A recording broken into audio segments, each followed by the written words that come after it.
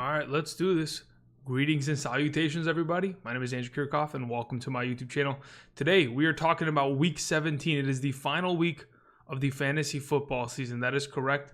It has all come down to this. For those of you who are playing this week, I first and foremost have to apologize that you are being subjected to play in Week 17 because there are so many players missing this week based on injury, players resting, and or other circumstances regarding just the NFL and try to keep players healthy. But either way, it's going to be a tough week. There's a lot of players that are going to be missing. There's a lot of adjustments due to my based on my rankings in comparison to what I pretty much talked about earlier this week regarding every single position. It does not matter. Like everything's has changed tenfold. So because of all the injuries, all the players that are going to be missing, we'll figure it out. But either way, welcome. If you guys could, click the like button down below. It really does make a huge difference in terms of supporting the channel. I see already a couple questions coming in via donation. So this is how it's going to work for those of you who are already in here and chilling. So typically, what I do is try to answer your guys' questions on a pretty much running back versus running back basis. If it's anything flex related, that's typically via Patreon. Anybody who supports me there gets the extra content of flex questions. That's typically why I avoid answering flex questions, because I'm trying to keep privated content there so that people who support me outside can get those specific rankings and all that kind of stuff. So hopefully we're all on the same page there. Let's go ahead and let's get to the the most important things. So first and foremost, let's go ahead. If those of you who are not familiar with what the screen behind me pretty much entails, on the very left, we have my updated rankings, beginning with, of course, quarterback at a 4-point per passing touchdown format, top 16, running back 1 through 36, wide receiver 1 through 36, and top 16 tight ends. Now, on the very left, we have the list of players that are out this week, running backs, wide receivers, tight ends, and quarterbacks that will be missing. There are more players that are not on that list, but I thought were less relevant. And I thought, hey, maybe we can go ahead and skip on them this week and not have to mention them, because again, maybe they're not as, required, and there's not many leagues that are playing a Frank Gore per se. But either way, again, above my head, my predictions on the week in terms of who's going to win and lose. And the thing that is directly above my head, this thing right here, that thing right there, the A that I've adorned Josh Allen and Stephon Diggs with. This is the thing that I'm going to be mentioning a lot today. First and foremost, if in fact the Steelers lose in the morning window of games, so when the game starts at 10 a.m. Pacific Standard Time or 1 p.m. EST or wherever you are, Central, I don't know, it all changes regardless. When that game starts, if in fact the Steelers do lose to the Browns, that'll solidify the Bills as the number 2 overall seed in the AFC behind the Chiefs. And with that, I think the Bills will likely bench their starters and or pull their starters early. So I'd probably try to avoid playing Stephon Diggs and Josh Allen in that scenario. And potentially even Zach Moss and Devin Singletary, but we'll have to talk about that to a more extent. Okay, we've just covered everything. Hopefully that helps. Everything's been updated on screen. Again, if you have a question, for example, I see a couple questions like Malcolm Brown or J.K. Dobbins in the chat. That is literally on screen. I have J.K. Dobbins significantly higher. If you go, look at the screen.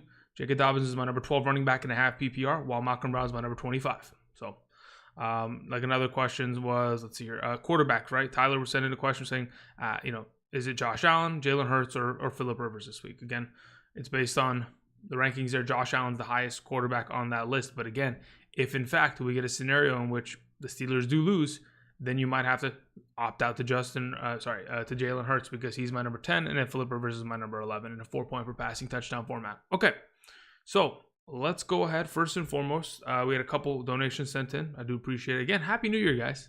2021 hopefully is better for all of you than 2020 was. If 2020 was great, well, then I hope that the momentum continues for you. But regardless, Happy New Year.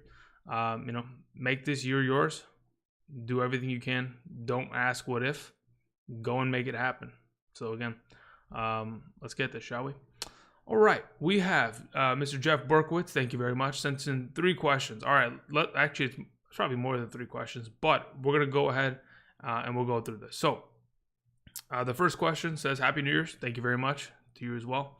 Should I play Stephon Diggs and Deontay Johnson? I'm not starting Deontay Johnson regardless. yeah, I have no interest in doing so. If he ends up producing, so be it. But it's not something that I'm looking to play right now, especially with Big Ben out. And a lot of those offensive key starters, their center's gone.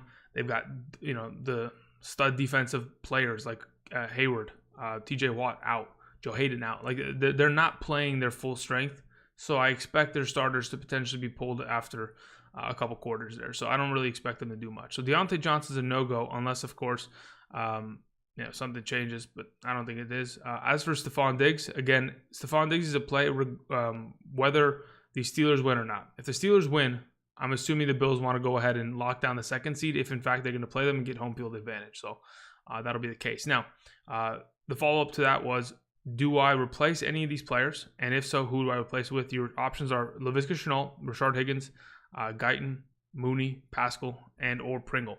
Out of all the guys that you've mentioned, I like Zach Pascal the most. If I was to order it, I'd probably go Zach Pascal, then Rashard Higgins, then Shenault. And then the rest are pretty much a wash. Appreciate it. Okay, second question was flex PPR for Jeff Berkowitz. Montgomery, Giovanni Bernard, Laviska Shenault, or Akers. I'm playing David Montgomery. It's not even close. Okay, and Drake is in there as well. So Gio, Drake, Montgomery, Laviska, and Akers. Yeah, David Montgomery, 100% plays. Thank you very much, because, again, he is the number 3 running back on the list this week, considering Dalvin Cook and Alvin Kamara aren't playing this week. And then the last question you had, Jeff, was Irv Smith or go with Travis Kelce. Travis Kelce should not be playing today. If he even suits up, I'll be surprised. So Irv Smith, thank you very much. All right. Let's hear. John Morgan sends in a question, says championship week with 2 exclamation points. Thank you very much. Says, need a defense. We have the Packers, Eagles, Dolphins, Cowboys, and the Cardinals. Okay. As of those defenses, I prefer the Cardinals the most out of the group based on the fact that they're playing against a quarterback for the Los Angeles Rams that has literally never started a game in his NFL career. Very inexperienced. They don't have Cooper Kupp. Again, they don't have Darrell Henderson and potentially won't even have Cam Akers today.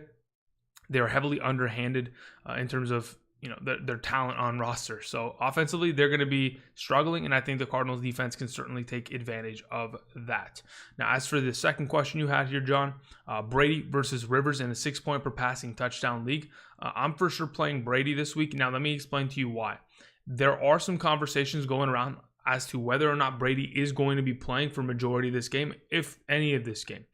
Because, again, there is a chance this is a team that has already locked down the playoffs. They are not going to win their division, so, of course, they are not going to be given an automatic home game in round 1 of the NFL playoffs. So where does this currently stand? They need to go ahead and they need to win this game in order to play against the team that wins the NFC East. So what exactly does that mean? Anybody who's in the NFC East who's potentially competing for a spot here, which is the Giants, the Washington football team, and the Dallas Cowboys.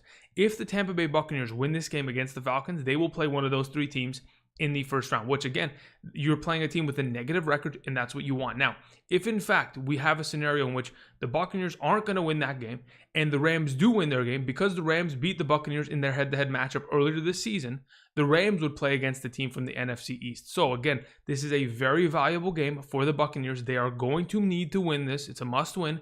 Brady should be a fantastic play. He may get pulled late because it may be a blowout in their advantage.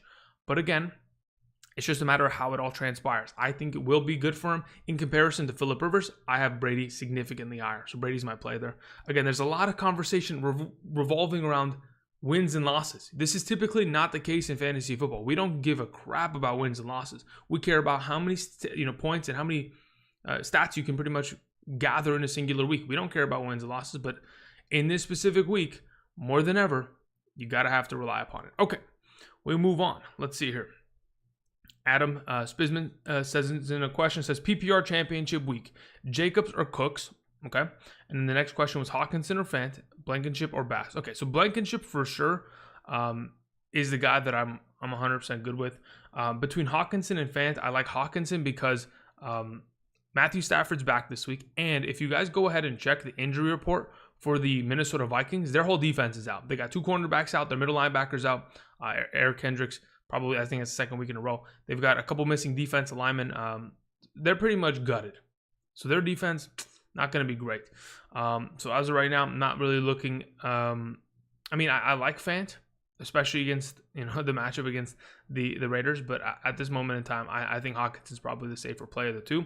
As for Jacobs and or Brandon Cooks in a full PPR, I think Jacobs is probably the guy that I would go with.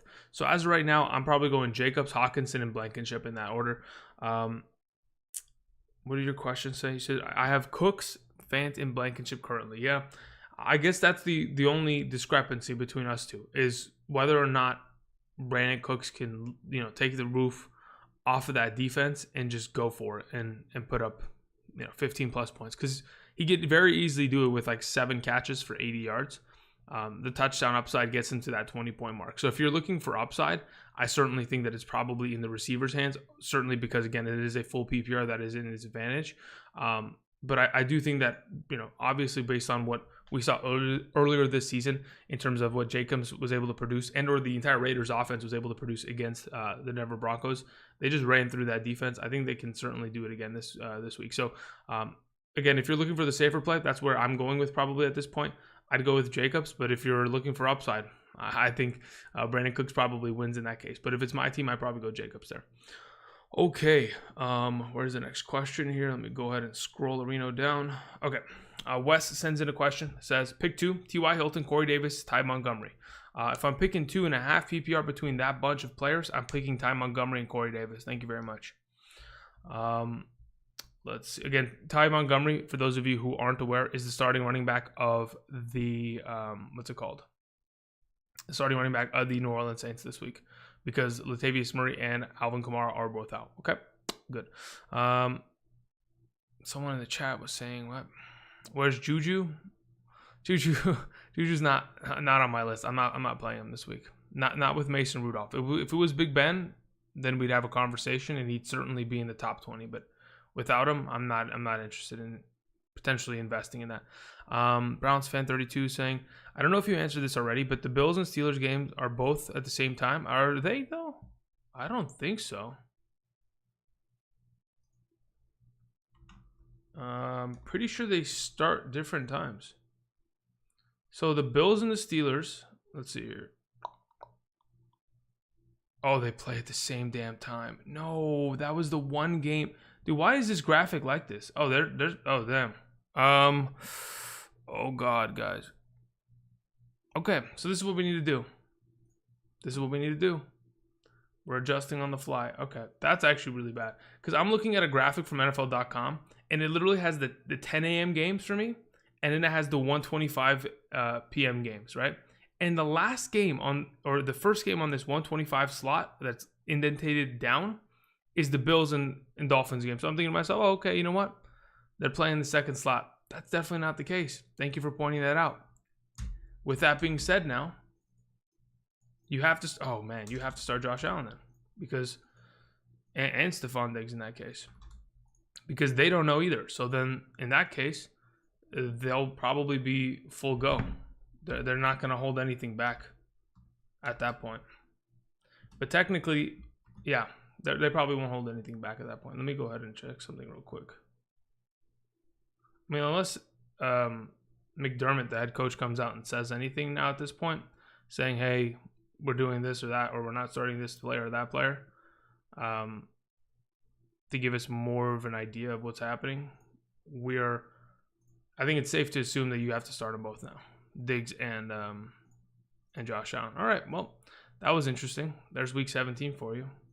All right, so disregard anything I said about the Bills and the yeah, wow, gosh, why did it have to do this to me? Why is the indentation like that? Well, I got trolled. Regardless, we move on. So yeah, Josh Allen sits where he sits, and so does Stephon Diggs. Actually, I probably, yeah. The only reason I moved Josh Allen down was because of the potential of him not. Okay, so this is what I'll do. Let me update these rankings then. Let's update these accordingly. So if Josh Allen is playing and he's a full go, I'll move him there just to be safe, and I'd leave Diggs there. You know what? Yeah, okay, no, he's fine. I move him just like right above Tannehill, but like, to be honest, it's give or take at that point. Actually, no, it isn't give or take. You know what? Let me just adjust this now. Let's do this now so that if anything happens in the next hour plus, we can go ahead and at least have the answer accordingly. Give me a second, guys. I'm just gonna adjust the graphic on screen really quickly. Okay, here we go. It's week 17 for you, man. There's so many different. I mean, that's just user error by Andrew, if anything. That's my mistake, guys. But someone pointed it out and at least helped me out there a little bit, huh? Appreciate it. Okay, so that should be fixed. Josh Allen's at 5 now. Ryan Tannehill's at 6. Okay, dokie. Now that we've done that, we can move on. Adam sent. Okay, so we did Adam's question. Wes sent in a question. We did that one. Logert Man sent in a question. Why Fournette over Jones? Thanks, Ben. I don't know who's going to be starting. I'm assuming that it's going to be Fournette because that's who's been touching the ball for a majority of the weeks. And Ronald Jones had COVID. So I'm assuming there's a chance that he probably doesn't get as many touches because he's still coming back from whatever he's dealing with. I'm sure there's some, of course, lingering effects of COVID. Myles Garrett is the poster boy of that, saying that, he got pretty effed up by it. So in terms of getting back to being, a guy that can be the workhorse of your team, I don't think that's technically the case. Also, Fournette just dominated against them 2 weeks back, scored 2 touchdowns, 60 yards, couple catches. So as of right now, Fournette ahead of Jones is my thought process. But again, when it comes to this offense specifically, there's no guarantee. That's just what this offense is. That's why I have Fournette and Ronald Jones both lowly ranked, because I don't know who's going to be the starter. For honest, sakes, it's just, that's Bruce Arians. He'll decide at the moment, whenever it is, spur of the moment, he'll be like, all right, you know what, Ronald Jones, you're going to get all the touches today. Or Leonard Fournette, go ahead and figure this out. Okay, let's see here. Where are we at here? Adam sends another question. Says DJ Moore over Cooks or Jacobs? In a PPR, yeah, I play DJ Moore over both of them. Yeah, thank you very much. Appreciate it. Dallas 240 says, should I start Herbert or Tannehill? I'd play Tannehill. My opponent has, if Keenan Allen was healthy, it would be Herbert, but it's not the case, so we're gonna go with Tannehill there. My opponent has AJ Brown as number 1 wide receiver. Also, Akers, Hunt, or Giovanni Bernard as my RB2. Okay, cool. So yeah, I would for sure play Tannehill over Herbert because, again, without Keenan Allen, I would say that there's 10 less completions probably in this offense for a pretty significant amount of yards because Keenan Allen is just an automatic when you're throwing in his direction. Now, as it pertains to your opponent having AJ Brown, doesn't really make a difference. If he's blocking out points for you, so be it. You just kind of have to hope that Corey Davis and or Jonnu Smith are the guys that are having pretty good games, and or Ryan Tannehill, like he's shown to do, can run for a touchdown or so. But as between the running backs that you mentioned, Giovanni Bernard and Kareem Hunt, if this is a full PPR scoring format, I'm going to go Giovanni Bernard. If it's a half PPR, give me Kareem Hunt. My thought process behind that mainly is because, again, as much as we like to see Kareem Hunt get usage in the passing game, it really doesn't happen that often. So again, at this point, I'm thinking it's probably safer to just run with Hunt. He has goal line upside, and also the Pittsburgh defense. I mean, they've looked kind of weird as of the last couple of weeks. I don't know what it is. Giovanni Bernard, he himself had a good game against them, and then Jonathan Taylor last week, 80 plus rushing yards, 2 rushing touchdowns, and then Nyheim Hines getting work in the passing game. So all in all, that's just my thought process there. I'd go with Hunt there. So what was this question? Where did I see it? Is it in the chat? Will Duke Johnson affect David Johnson? Honestly, I think that hopefully, this is my thought process. Hopefully the Bills have gone about looking at this and thinking, wow, you know what? David Johnson's significantly more successful when we don't, impede his overall success by taking touches away from him. Maybe let's give him all the touches this week. That's the hope. Again, he's played way too good as of the last 2 weeks for me to leave him on my bench. But can it affect him? Theoretically, yes. But is it a significant margin? I don't think so. Billington Bosman sends in a question. Says, Ty Montgomery, Kenyon Drake, Jeff Wilson. Would you play all 3 and sit Antonio Brown in my flex? Okay. In a PPR league, I would not start all three. I would play David Montgomery, Jeff Wilson, and Antonio Brown, and I'd bench Kenyon Drake. And then as for Herbert or Cousins, I mean, again, it is tough, but as of right now, I'm going to go with Cousins. With Dalvin Cook out, I know Alexander Mattison is a good running back, but he's still, he's not Dalvin Cook. That's just the whole thing in my mind. And the Detroit Lions cannot play defense. They're giving up the most points to quarterbacks, like second or third most to wide receivers. So I think Kirk Cousins is probably coming out, and he's lighting up that defense for a pretty good margin in comparison to what Herbert's going to be able to do against the Chiefs. Even with the Chiefs potentially not starting all of their defensive captains, I still think that Herbert will have a little bit of a tougher time in comparison to Cousins against the Detroit Lions, which again, the Lions have given up 4+ touchdowns 4 out of the last 5 weeks to opposing quarterbacks. So again, it's just an automatic for Cousins there.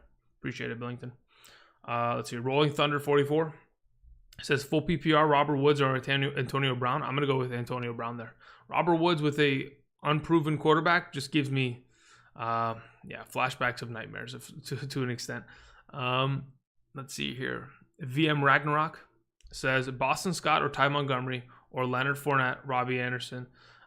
Flex pick one. I'm probably in a half PPR playing Ty Montgomery there. In a full PPR, I probably still play Ty Montgomery because, again, he's going to catch a good amount of passes from Drew Brees as he's the starter there. And that offense is going to have to move it against Carolina. I think Montgomery will be just fine there. So I'd go with Ty Montgomery there.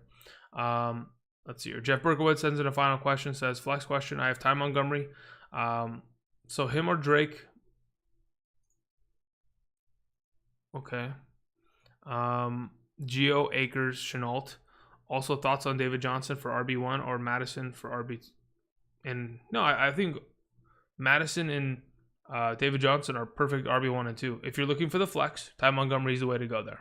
Jeff, I appreciate it. Thank you very much.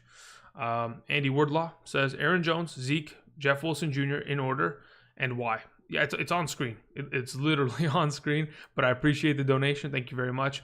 I play Aaron Jones, then Zeke, then Jeff Wilson Jr. Jeff Wilson Jr. is the final guy on this list because their left tackle's out. They have no Deebo Samuel. They have no Brandon Ayuk. Their passing game is irrelevant at that point. Of course, they have George Kittle, but are you going to rely upon Kendrick Bourne and Richie James to do everything? No, that's not going to be the case, especially against Seattle. They'll run commit. They'll stop the run to an extent. Of course, there is garbage time to be had, but that's why Jeff Wilson Jr. has dropped a pretty significant margin in my eyes. Also, the fact that a fullback can steal 2 touchdowns in the red zone is bothersome. Now, we have Zeke that's coming off of a pretty good game, his best game in a long time against the defense that gives up the 10th most points to opposing running backs. That's great. To be honest, Tony Pollard in the last couple weeks has been irrelevant. I think this may be one of those one-sided affairs in which the New York Giants cannot move the ball offensively. He gives a lot of good field positioning to the Dallas Cowboys. Therefore, them scoring a lot is probably not out of the realm of possibility. The number one is Aaron Jones because out of the group, Jamal Williams is back, so A.J. Dillon doesn't bother me as much, potentially coming in here and yoinking things. But Aaron Jones has got touchdown upside, more than all of these guys, because he's in the most successful offense of the group. In terms of scoring touchdowns and putting up points, that is what the Green Bay Packers do as of right now, whether it's through the air or on the ground. He has touchdown upside. And, of course, he's going to get himself 15 touches, whether it's on the ground or through the air combination. So 15 touches. Pretty good yard per carry average. I know they're missing David Bakhtiari, they're all-pro left tackle, but they should be pretty strong in terms of getting into the end zone and giving him that upside that he needs. All right, thank you very much. The next question was, should I risk Diggs or play Amari Cooper? Cards or Rams? If we're picking a defense between the Cardinals and the Rams, I'm playing the Cardinals. As for risking Diggs or playing Amari Cooper, if in fact there's no information to say, hey, the Buffalo Bills are not starting their starters. If they come out and say that Josh Allen's not playing, then okay, then we have a indication that they're not going. But outside of that, it's just pretty much status quo. Play the guys that got you here at this point. I don't want to paralysis by analysis and think it over too much and play kind of force myself into playing Amari Cooper when I don't have to. So at this point, as long as there's no outstanding information saying that the Bills aren't going, I'm playing Diggs there. Thank you very much. Okay. Joshua Kendrick sent in a question. Says, update. ended up winning my Sweet League after starting 1-6. Holy moly. Your waiver videos and kickoff shows hella helped. I appreciate your work. Thank you very much. I appreciate it. Congratulations. I mean, the fact that you start 1-6, then you win, 6 consecutive games? You make the playoffs at 7-6, then win out for 3 weeks consecutively in the playoffs to capture a championship. Congrats, man. That's awesome. John Morgan says, I'm starting Jeff Wilson and Alexander Madison, but have Cam Akers on my bench. Should I start him over either? No. I would 100% rather play Jeff Wilson and Alexander Madison, considering the fact that, again, Cam Akers has been questionable all week, has not been in a full practice capacity, and most likely isn't going to be a full go today. He'll probably play second fiddle to Malcolm Brown, so I'm starting the starters of Alexander Madison and Jeff Wilson over him. Let's see here. Space Predator says Alexander Madison versus Nick Chubb. I'm playing Chubb for sure. I mean, at this point, I have to. Alexander Madison, I mean, the last time we saw him start was against the Atlanta Falcons earlier this season. Didn't have himself a great game. But again, the Vikings, they themselves didn't have a great game. But when I think about both of these guys, I mean, even though there's a potential chance that Alexander Madison can come out and look just like Dalvin Cook, the chances are that it's probably not going to be the case. I'd rather just play the guy that is my stud running back in a matchup where, again, the Pittsburgh Steelers aren't starting two of their best defensive tackles or linemen, are not playing. That's just it. So it's a matter of A, the Cleveland Browns need to win this game. B, the Steelers are trying to lose this game because, again, they're trying to rest their players. And Nick Chubb is the starting running back of this team and should be running through them. So that's why I'm so confident in Nick Chubb. Now, your second question was Nelson Aguilar or Curtis Samuel. If Robbie Anderson was hurt, because I know he was questionable earlier in the week and he missed Wednesday practice, if he was hurt and he wasn't going to go, then I would have said Curtis Samuel, no hesitation. But considering that's not the case, I'm going to go out Nelson Aguilar there, playing against the Broncos. And your final question was Washington defense or the Chiefs. I'm going to play the Washington football team. Again, there's no Deshaun Jackson. There's no Dallas Goedert. I think that offense for the Eagles kind of got exposed last week by Dallas, and I think Washington's an even better defense, especially with their pass rush. There's no Miles Sanders. It just seems like Washington should be in a pretty good spot this week to dominate. All right, we have Connor coming in with a question. Thank you very much. It says, Carr or Hurts? I don't mind Jalen Hurts still, even over Carr, even with what I just talked about, Washington versus thing. Jalen Hurts has so much upside running the ball himself. If you accompany any performance, whether it's 200 passing yards, even with 1 touchdown and 2 interceptions, with the ability to run the ball for 60, 70, 80 yards in a singular game, that in itself gives you so much baseline value in comparison to other quarterbacks, because the 80 rushing yards is pretty much in a normal 4-point per passing touchdown. He gets 2 passing touchdowns, right? So anything he's to do on top of those rushing yards is just gravy. So at this point, I'm still going with Hurts over Carr. I still think Carr's a pretty good play this week, but either way, I'm good to go there. Now, you're saying Aguilar or Diggs. I'm playing Diggs. Irv Smith or Donald Parham. I'm not interested in Donald Parham at all, so I'd go Irv Smith. I'm up 50, but he has Derrick Henry, Deshaun Watson, and Ridley. It's going to be close. I'll tell you that much. Because I think Derrick Henry's going for he's going to try to go for 300 rushing yards this week. Just putting it out there. I think that might be the case. Alrighty. Let's see here. O'More says Mike Williams or Hollywood Brown and a half PPR. I'm going Mike Williams there.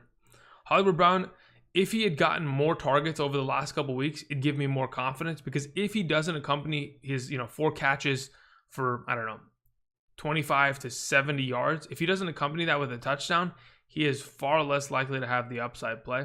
I think with Keenan Allen for sure out this week, and the offense playing against the opposing offense in the Chiefs that isn't going to be able to move the ball. Their starting running back is going to be Darwin Thompson, and Chad Henne is their quarterback. So they're in a tough spot over there. So I think Mike Williams is going to have a lot of opportunity this week to succeed. That's why I'm going with him. Let's hear. Donovan sends in a question. Says Deontay Johnson or Kiki Cutie in a full PPR. I don't really want to start Deontay Johnson. To be honest, I don't want to start any Steelers this week. So in that vein, I'd probably go Kiki Cutie. That's why Deontay Johnson's not on the screen, because I don't want to start any Steelers, especially with Mason Rudolph. First and foremost, I know Deontay Johnson produced with him last year, but it just seems to me like why are they going to use Deontay Johnson in a game where they're not starting Big Ben or TJ Watt or Hayward or Pouncey? Like they're probably not, running these guys for very long. They might get a couple reps in the first drive, but after that, it's more of a James Washington kind of game, if anything. So I'd go with Kiki Cutie there. All right. Vicente Perez says Emmanuel Sanders, Nelson Aguilar, Marvin Jones. Pick one. Okay, so if I'm picking one out of those three, I'm picking Marvin Jones. With Matthew Stafford healthy and ready to go, the secondary of the Vikings absolutely diminished this week. I think Marvin Jones is a fantastic play. Now, the second question was Montgomery, Dobbins, Jacobs, Madison. Pick two, full PPR, down 50. If you need two of these guys out of the group in a full PPR, I don't really think it changes in a full PPR stature. I guess Ty Montgomery could get more catches here and there. But he's not Kamara. He's not Latavius Murray. He's a third string running back for a reason. I'd probably go Dobbins and Jacobs there. There's potential upside in Madison that I'd consider. But to be honest, I think you're just safe going with Dobbins and Jacobs there. J.K. Dobbins with Gus Edwards a little questionable with a back injury. Probably get the majority of the touches against Cincinnati. David Johnson just put up 128 rushing yards against them, I think, if I'm not mistaken. So that in itself, they have so much upside against Cincinnati. They should just run right through them. Jacobs versus Denver versus, of course, Alexander Madison taking on the Lions. It's close, technically, right? If Madison can catch himself a couple passes here and there, it could be close, but I probably still lean Jacobs there. Appreciate it. Logert Man says Hooper or Hawkinson. I'm going Hawkinson there with Matthew Stafford available and healthy and going. Jacobs or Gio. I'm going to play Jacobs. Full PPR. Regardless of full PPR, I'm still going Hawkinson and Jacobs there. As for the Colts defense or Arizona, I'd play the Colts defense. They're my number 2 on the week. Elway or Manning, just playing. At this point, it's Manning, right? If we're talking fantasy in any sort of capacity, Manning was just an absolute monster.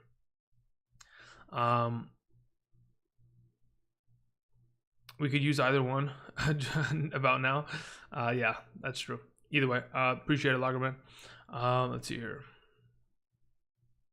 Sam Crow and Andre says, safe to start Hurts over Trubisky and Ryan, considering all the players are out for the Eagles. Yeah, the out player for the Eagles do scare me to an extent, but I don't know if it really impacts his total upside that much.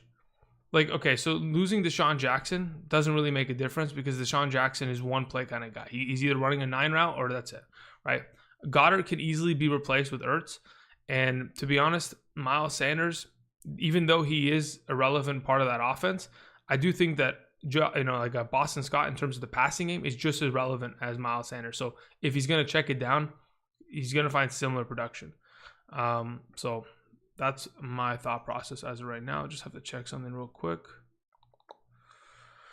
Where is this? Here we go. Let me find this. Let's find this. Is my internet not going to work? Okay, cool. Okay, that's fine. Let's check something real quick. Got to check and see if there's any updates regarding any of the players this week again. Because at any given moment, we could get something that drops and says one thing over the next. Yeah, okay, cool. That needs to be updated. My goodness, every damn time. Okay, let me go ahead. I got to update something real quick. Once I do it, it should be good. Someone in the chat was pointing it out. Isn't LaMichael Pirine out this week? Well, little to my knowledge, yes, he is. He's on the COVID list. Now that I know that, Ty Johnson takes his spot. Very well. We move on. Thank you very much for pointing that out.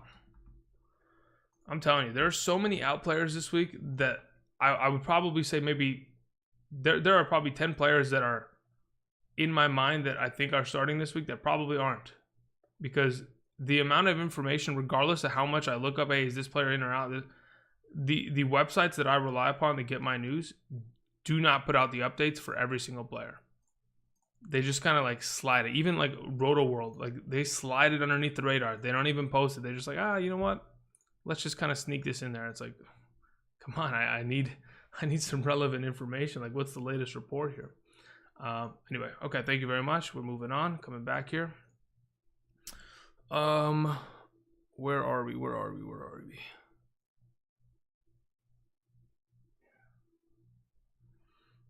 Okay. And then okay. So that was Andre's question. Okay, Sean Anthony sends in a question. Couple questions. Full PPR. Pick one. Lockett, Mike Williams, Gallup, Aguilar, Corey Davis. I'm playing Mike Williams out of that bunch. Defense. Patriots or Colts? I'm playing the Colts. Also, trust Kittle 150%. Yes. Thank you very much, Sean.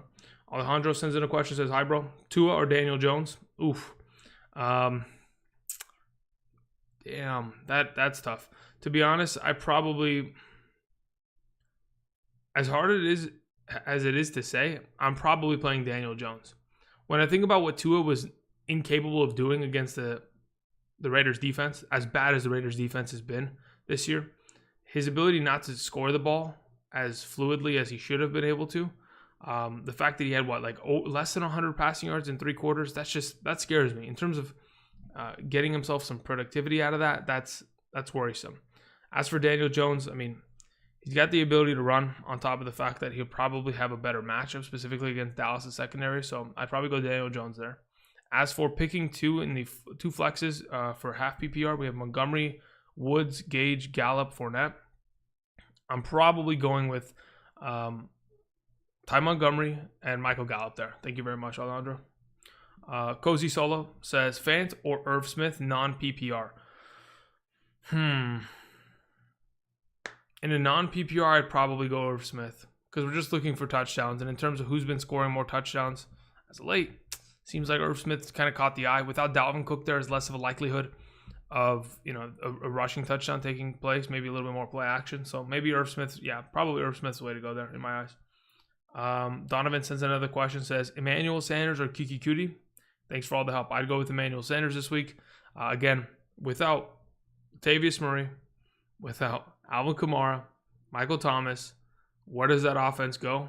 There's one of 2 ways. It's either through Jared Cook, Emmanuel Sanders, or Ty Montgomery, Taysom Hill. So they've got a couple options there, but as of right now, Emmanuel Sanders certainly will be a big part of that offense. Wyatt sends in a donation. Thank you very much. Very generous of you. Says, won the ship last week. Appreciate you, brother. Thank you very much. Congratulations. That's awesome. All right, let's see here. What are the chances Allen gets benched at half? Sean McDermott said that he had plans and he would keep internal. Yep, of course. Is it more risky than starting Hurts or Rivers? Technically, look, okay, so here's the thing. I don't have an answer as to whether or not Josh Allen's going to play. I have no clue. Last year, week 17, they made the playoffs. They were, obviously they didn't win their division, but they had been given a playoff spot. They didn't play their starters in week 17 of last year. I don't know if Sean McDermott is a guy that is, trying to keep it too close to the vest because he's like that. I don't know how his normal rotation of ideas goes, but at this current moment in time, I have no clue. All I know is that as of right now, they've been given the green light and that they're going to potentially play. If anything changes, then maybe I can adjust.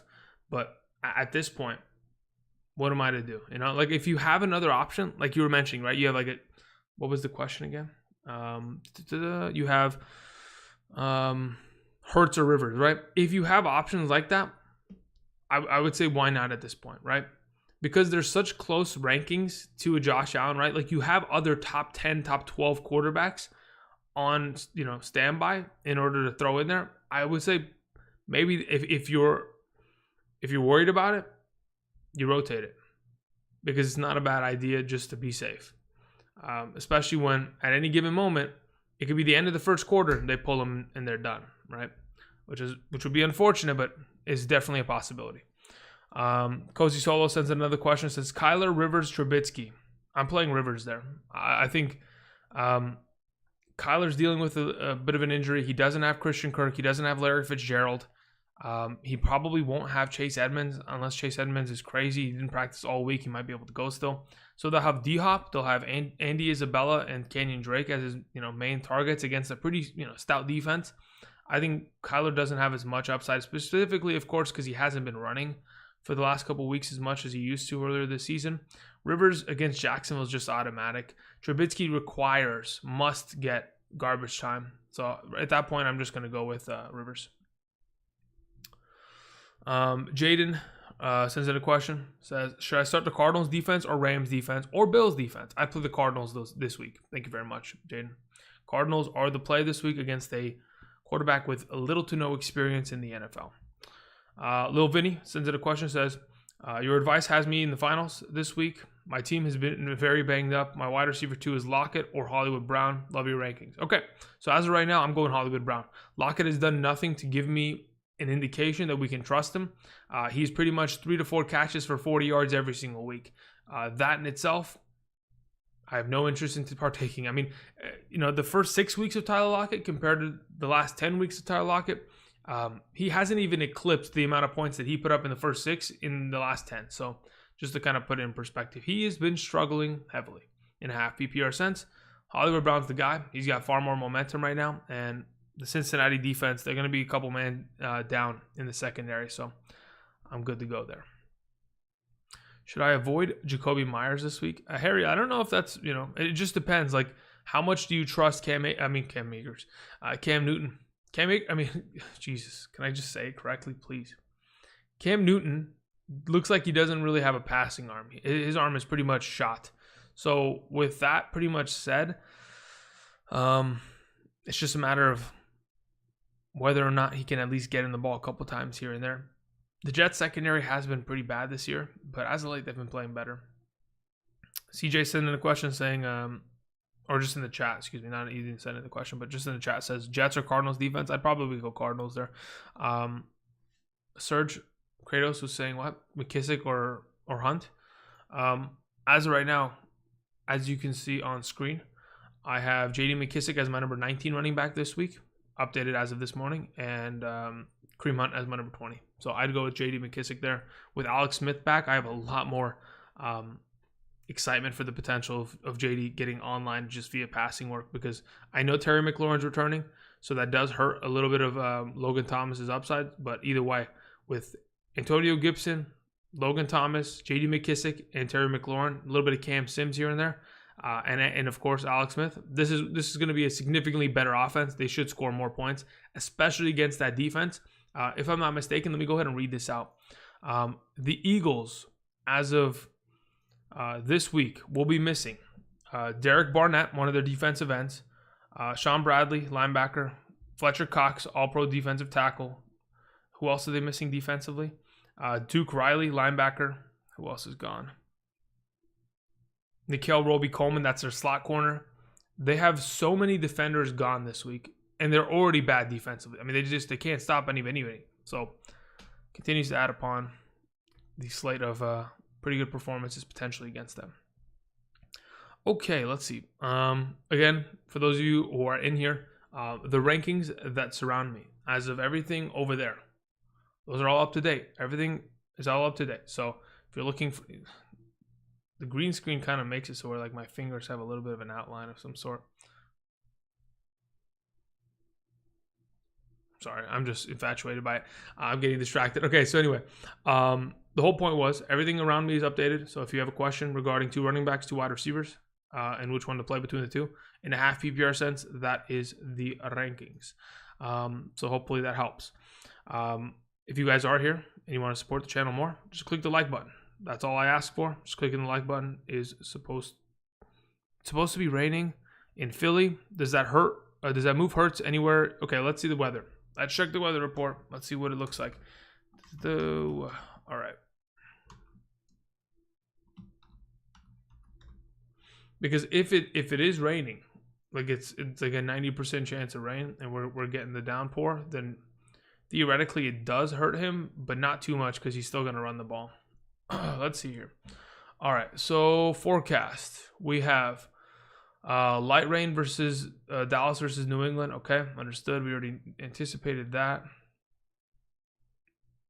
Where's the Philadelphia versus Washington game? Yeah, it just says straight rain. This is on Monday, right? This is a Monday game?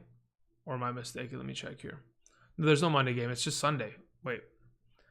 Goodness gracious. The schedule this week is just kind of throwing me for a loop, huh? What in the heck? When did they play? Let's see here. They're the night game. Okay, that's why they're at the end of the schedule. Yeah, it just says straight rain. What's the chances of this? Let's see here. Let's go check my other weather app for the NFL.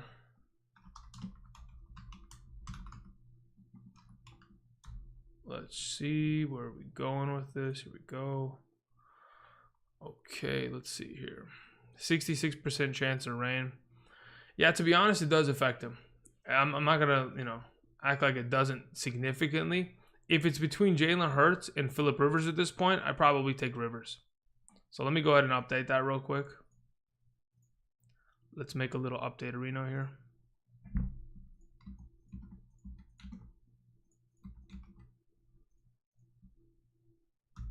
Doesn't move him that far down in my eyes, but it does enough to where I'd play another quarterback over him, which again is something that should be duly noted. Okay. Boom. In about 3 seconds, it should change on screen. Done. All right. Should be done. All right, cool. Now that that's been taken care of, we have, okay, for Rivers over Hurts. Perfect. All right, thank you for that. We had a couple questions come in. Dorian says, Diggs, McLaurin, Mike Williams, Emmanuel Sanders, pick 2 in a full PPR. As of right now, again, if nothing changes in the next hour, I'm playing Diggs and I'm playing Mike Williams. Again, McLaurin's still dealing with an ankle injury, so he could leave during that game. That's why he's lower ranked. And now that is a rain game, so it does hurt them technically. Emmanuel Sanders is probably, he's the third of the group. So if something happens and where they're like, Diggs and Josh Allen are inactive today, then you go ahead and play Mike Williams and Emmanuel Sanders. Otherwise, it's Mike Williams and Diggs. Thank you very much, Dorian. Mason Rhodes says full PPR. I have a slight lead going into the Week 2 championship, okay? Start 2, bench 2. We have T.Y. Hilton, Corey Davis, Tyler Lockett, Nelson Aguilar. Love the channel. All right, Mason, here it is. As of right now, I'm probably going Corey Davis and Nelson Aguilar. Tyler Lockett is pretty much just, look, he could score very easily this week. If Russell Wilson wants to look in his direction, he could do it on a singular play, score 70-yard touchdown, and be done with the week, right?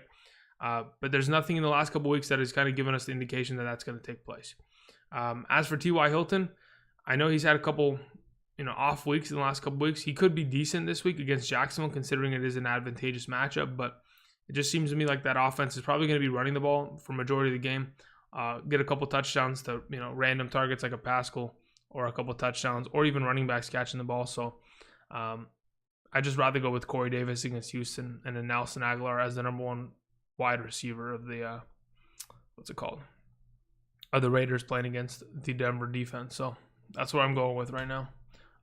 Corey Davis is a sketchy play, right? Because he put up 0 points last week. I doubt that happens again. Cozy Solo says, but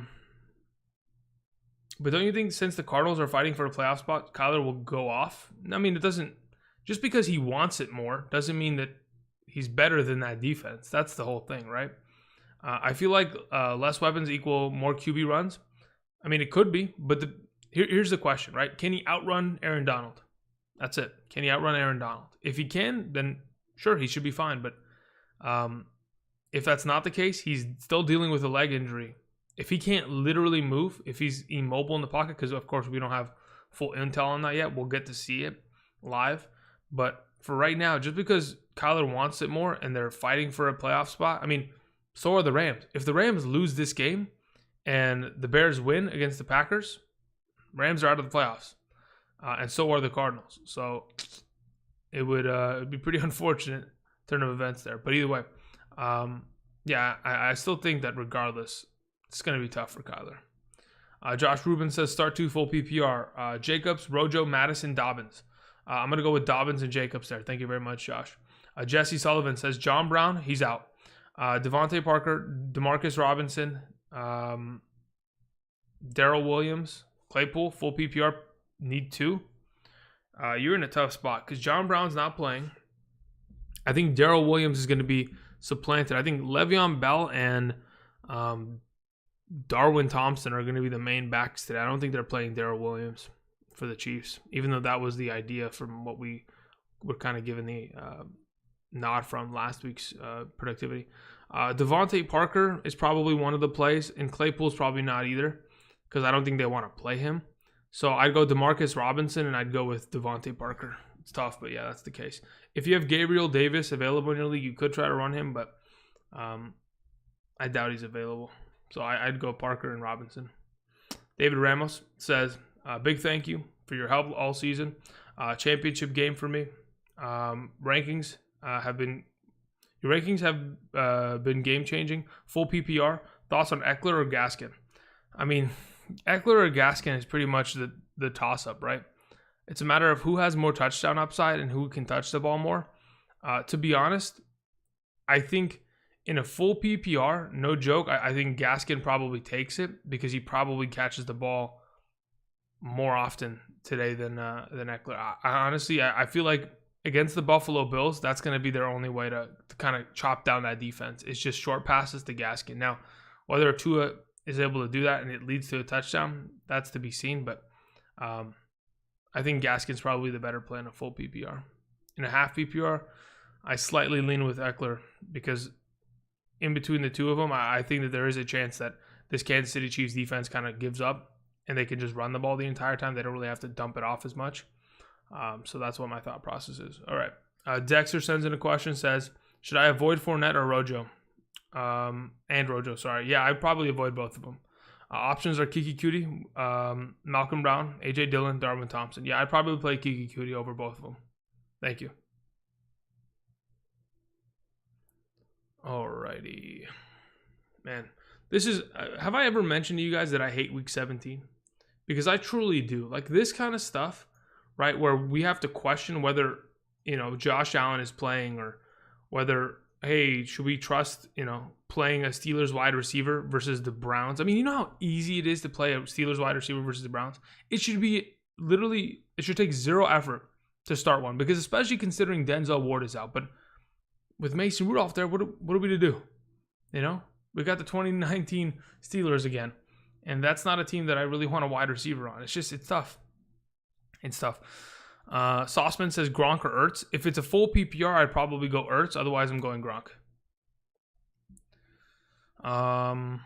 Andrew Luck or Kaepernick? Dude, Andrew Luck is a monster, but they didn't protect him. If Andrew Luck stayed and he was on this team, you know how much better they'd be with, oh my God. Oh my God. They'd be so good right now. Andrew Luck would be, oh man. Be so good. Hollywood Brown or Corey Davis? Francisco. I'm going Hollywood Brown there. Again, it's on screen, guys. Updated rankings. I have Hollywood Brown as my number 17, if I'm not mistaken. And where's Corey Davis? 27. Okay, where are we at here? Time is it? 8:53. All right, cool. We're chilling. Yeah, it's tough, guys. I mean, there's just a lot of things that I'm thinking can either go one way or the other, and I don't know if we're going to be given the 100% information. Let's see here. Okay, Leonard Fournette is active. Josh Allen is active. Okay, but that doesn't really help. Devontae Parker's active. Carson Wentz is a healthy scratch. He's not playing this week. We know Antonio Gibson's going. Is Tyler Boyd out? Tyler Boyd among inactives. That actually does help T. Higgins a tad bit, but not that much because they still play against the Baltimore Ravens defense, which is tough. Cameron Dantzler is out for the Vikings, that we knew. Who else is out? Let me see here. Because I know the Vikings defense is absolutely just cut in half at this point. Jalen Holmes, Eric Kendricks, Adenigbo, Dantzler, Chris Jones, that's their other cornerback. Who else is out? I know Dalvin is. Armon Watts is probably, she's probably going to come back. Who else is out? I know Anthony Barr's been out the entire year, but that's irrelevant at this point. All right, anyway. All right, let me get back into this chat real quick. Adosco Benkar says, Ertz or Irv Smith? Also, Cooper Woods or more. Okay, so between Ertz and Irv Smith, I'm going to go with Zach Ertz there. I think with less receiving options on that team and more opportunity for Zach Ertz, and probably this might be his last game as a Philadelphia Eagle, I think he has a pretty good context here. As for Cooper, Woods, or Moore, I'm playing DJ Moore. He has been really good against the Saints in his career. Let's go ahead and find this. I know I didn't mention it on my video earlier this week. I just said, hey, go look it up because it's disgusting. I'll go ahead and I'll give you a little bit of an insight as to what he's done against them. Last year, 6 catches, 126, and 2 touchdowns in the one and only game he played against New Orleans. This year already, 4 catches, 93, and 2 touchdowns. Even in his rookie year, the final game of the season, 4 catches, 81. So he's been pretty good against them recently. Of course, he's coming off of a couple good weeks. I mean, last week he had 10 targets. The last month, 11, 9, 8, and 10. Those are his target counts from Teddy Bridgewater. So pretty good play there. So yeah, Ertz and Moore. Appreciate it. Bryce sends in a question. It says, full PPR. I have Thielen and Jefferson, Allen Robinson. Okay, cool. My opponent is starting Cousins. I try to avoid Thielen and Jefferson together in case Cousins has a bad game. Who would you play? To be honest, I don't see it. It's tough for me to think that Cousins could potentially have a bad game. It's tough for me to think that anyone could have a bad game against the Detroit Lions defense, in all honesty. So at this point, yeah, I'm still starting Thielen and Jefferson. You could bench one, but here's the thing. There's so much volatility between both of them. There could be a chance that this is a Thielen game and Jefferson takes the backseat, or vice versa. This is a Jefferson game and Thielen takes the backseat. Because we don't know which ones that's going to be, you have to start both just to recoup every single potential reception in that offense. So, yeah, I'm not even worried about it. I'm starting Thielen and Jefferson. Mark Andrews or Moore? Wait, is that Mark Andrews? I to be honest, I'm not even looking at Mark Andrews as that good of a play. I think DJ Moore's probably better than him. Okay, let's check some things. Let's go to the Twitterverse and let's see if there's any updates regarding any players. Let's see here.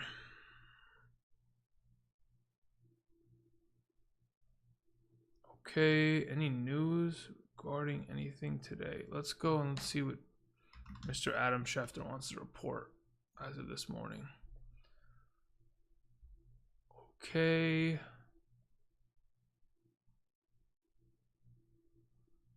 Yeah, that's actually pretty good for Devontae Parker. So Tre'Davious White is out today, which is pretty good for Devontae. Jerry Hughes is out. Mario Addison's out. Cole Beasley. Okay. Is John Brown not out? I could have swore he was out. If he's not out, then I got to go and I got to readjust that answer I gave earlier today.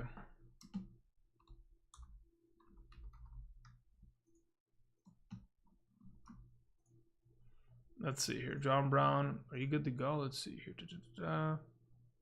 Yeah, never mind. He's good to go. All right. So where's the question that I answered earlier? Who is it for? Jesse Sullivan. Play John Brown and Devontae Parker. Forget the DeMarcus Robinson play. Thank you very much. Alrighty. If you guys could, while you're in here, it's almost 300 of you. If you guys could click the like button, it really does help me out a lot. Thank you very much. Okay. What's going on in this chat? Tanyan or Gesicki? I think there's going to be a need for Gesicki. Don't think Tanyan is going to have to play 100%. I mean, again, the Packers are trying to win the NFC. They're trying to be the number 1 seed. They have to win to do so. So I do think that they're going to give it their best. So, yeah, we'll see. Top 5 defenses this week. I think number 1 is Baltimore and number 2 is Indianapolis. I think the Cardinals are up there. Seattle's up there. I think Washington's the last team in that 5. I don't know if that's the order, but off the top of my head, that's what that's what I believe I have on Patreon. Thank you very much. Let's see here. Justin Jefferson or DeAndre Hopkins. I played JJ. Yeah. D-Hop's going to be in a tough spot against Ramsey, but he's typically been pretty good against him in his career, so I'm not really too worried about it. Let's see here. Edosco sends in a question. Says Madison, Hunt, or Gibson? Pick 2, PPR. I'm playing Gibson and I'm playing Madison. Thank you very much. Have the Bills said anything about resting starters? No. Last I checked, they're active and they're going. Josh Allen would have been on the inactive list, but he is on the active list. He's ready to go today. So, I mean, here's the thing, right? This is the tough part. They literally don't have to win. Like, it doesn't matter. Even if, like, let's say, for example, somehow, some way, the Steelers' second team offense wins. Okay, they beat the Browns. So be it. How much of a difference does that make playing against Pittsburgh at Pittsburgh? Because they already did it this year and they beat them pretty badly too. So the Bills are a pretty good offense. As long as they're healthy and they're going, they should be fine. So, I mean, I don't know how much of a difference that makes in terms of requiring home field advantage in these playoffs, especially considering, regardless, you're going to Kansas City if you get far enough. So, I don't know. It's pretty interesting. Considering they're winning their division, they're going to get an automatic home game week 1. It's just a matter of, do they want the home game against Pittsburgh in the following weeks? So that's what they're playing for, pretty much. Okay, my goodness, Martin, you're crazy. Oh man, thank you very much. I appreciate that. Moby1, huge donation, says, I just wanted to fill all 250 words, or it's 250 characters, continue, of this message, because I wanted the chat to realize what a stud you are. You put in, what? To put up with all my needs alone. Let me just read this before I continue.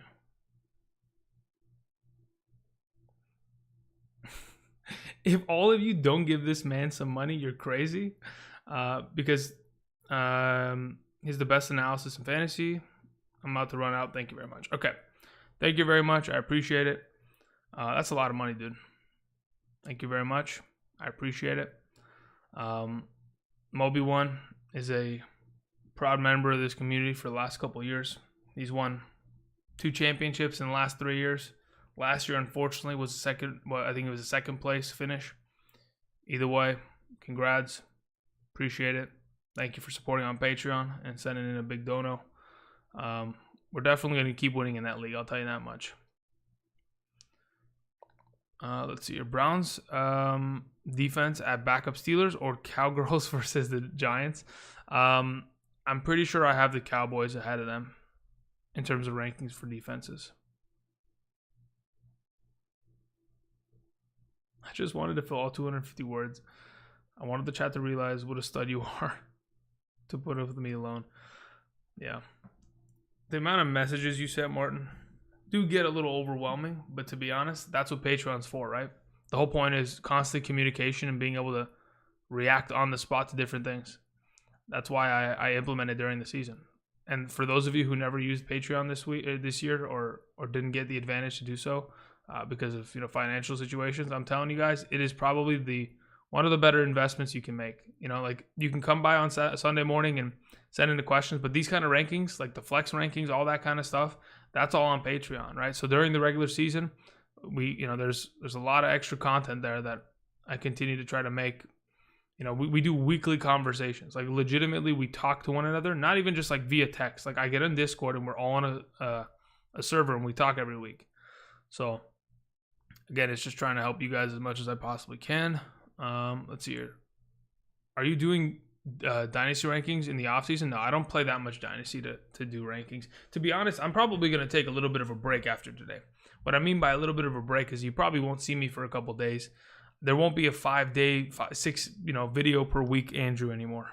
Because again, there's not much to talk about. I mean, sure, I'll talk about the NFL playoffs to an extent, but it's just like, it's not fantasy worthy. And to be honest, the way that I function, there's no reason for me to go out and make a 40-minute video on 2021 rankings because it's going to be irrelevant in 6 months.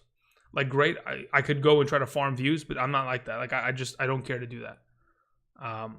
I'd rather just put out information that I believe in and that is not going to be irrelevant in just 2 months when we're going to have to make the same video again. You know what I mean?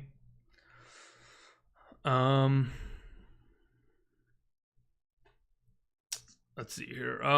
Walter sends in a question. Says, Wayne Gallman, Darren Gumbawale, Zach Pascal, flex. Ooh, that's a good question. I think if it's a matter of a full PPR, we'd probably go with Zach Pascal. If it's a half PPR, I think Wayne Gallman probably takes the cake there.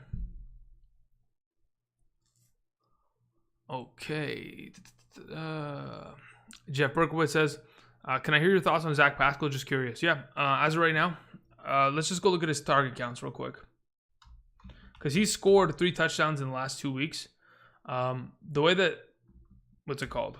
I think I mentioned this in the video earlier this week. The way that Philip Rivers functions, he likes to take it and specifically give the ball to a certain receiver for consecutive games in a row. He did it with Trey Burton earlier this year, Mo Alley Cox for a couple games. We've seen spurts of where Nyheim Hines is the only guy catching the ball in that offense. T.Y. Hilton was just recently, but as of right now, it is the Zach Pascal show. 6 targets each of the last 2 weeks. 5 catches, 3 catches, 79 yards, 64 yards, 2 touchdowns, 1 touchdown. They play against the Jacksonville Jaguars. I think they gave up the 3rd or 4th most points to opposing wide receivers this season. They really can't cover anybody at all. So it should be a pretty one-sided affair. Now, of course, there's a very good chance that Zach Pascal could disappear in terms of this offense because they're up X amount of points and they're running the ball with Jordan Wilkins in the 4th quarter because they're blowing out the Jacksonville Jaguars. Sure, but I think there's so much potential upside in the first 3 quarters of this game and this team putting up a lot of points against Jacksonville because they're trying to make the playoffs. That to an extent, it's a pretty safe play. In a half PPR, if he doesn't score a touchdown, sure, you maybe get like 8.5 points. But to be honest, I'll take that because the potential upside of 15, 16 points is within reach, to be honest. So that's where I'm going with. All right. Daniel Carlson or Greg the Leg Zerline? Let me go check my rankings. I'm not even going to try to off the top of my head this one. Daniel Carlson's my number 7 and Greg is 9. I go with Carlson this week. Daniel Carlson is the way that I would go. Thank you very much. Jeff. Not Steve Rogers says Dobbins or Madison full PPR. I'd probably still play J.K. Dobbins. As much as, I don't know why, man. I'm all in on J.K. Dobbins. He is as consistent as he could possibly get. Sure, he doesn't have the 20-point upside, but it's just like, man, he's just so damn good. He's going to get you 13 points minimum. Maybe he has that upside today. Damn, Lockett at 36. Laughing my, yeah. I mean, that's what Lockett is. I mean, I don't think he's finished as a top 30 wide receiver in a month. Plus, maybe. Let me see here. What's Lockett's recent production? All right. Well, Tyler Lockett. The last couple weeks. 3 catches, 44. 4 catches, 34. 5 catches, 52. 6 catches, 63. 3 catches, 23. That's the last 5 games. I mean, it's horrible. In the last 5 games, he has 216 receiving yards. In one game against Arizona this year, he had 200. Hopefully that puts it in perspective. Also, in the last 5 games, he has 21 catches. In that one game against Arizona, he had 15. I know that game is an anomaly to an extent, but when we go back and look at what he did earlier this season, week 1, 8 catches, week 2, 7, week 3, 9. Where are those games? They don't exist anymore. He's catching the ball 3 to 4 times a game. 5 if he's lucky. So it's tough. It's tough. I miss Tyler Lockett. I remember when Tyler Lockett was the savior of my fantasy team. I remember. Mark Ingram active today? Yeah, Mark Ingram doesn't matter. He's not the starter of that team anymore. What about Koo? Koo's still my number 1 kicker every week. Every week. I'll take him to the bank. I don't care. Even the last 2 weeks' performances, I don't care. Koo is the guy I'm going with. If it's like Koo or Jason Sanders, then sure we could talk about it. But at this point, yeah, I'm still rolling with Koo.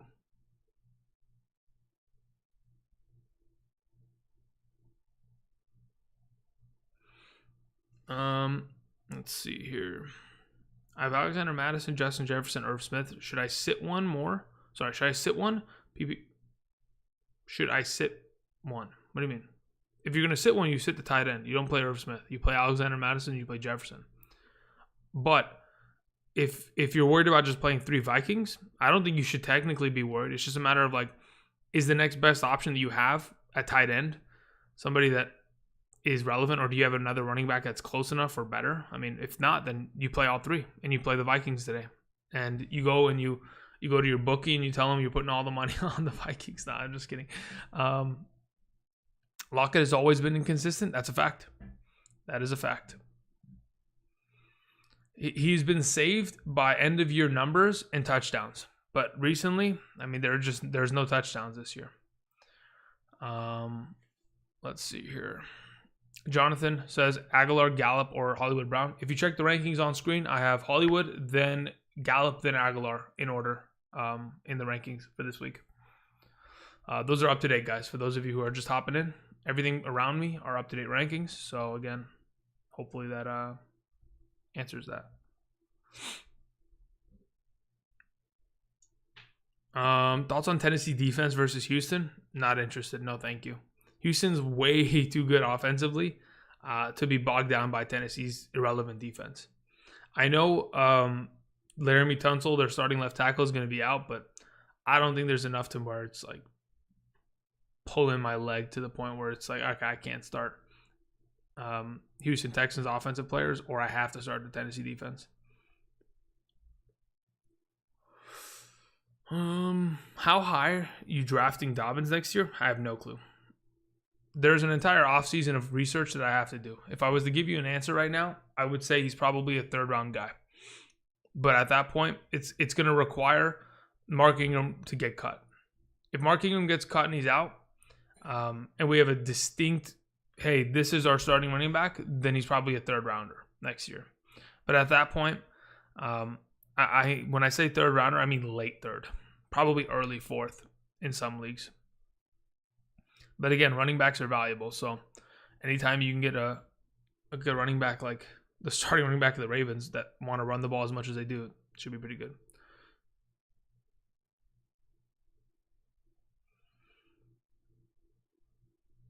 Drake likes to play against the 49ers.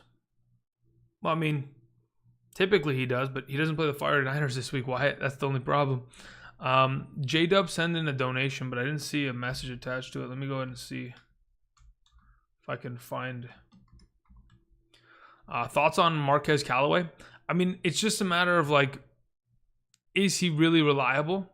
I know he's gotten a couple good games here and there in terms of getting a high volume of targets, even sometimes more than Emmanuel Sanders. But to be honest, at this point, can we trust in him? I don't know if that's 100% the case. It just seems like a sketchy scenario.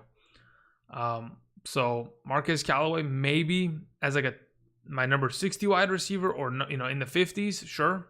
But yeah, at this point, it's just tough. It's definitely tough. Sauceman says, do you think this? Do you think the starting Chiefs secondary will sit?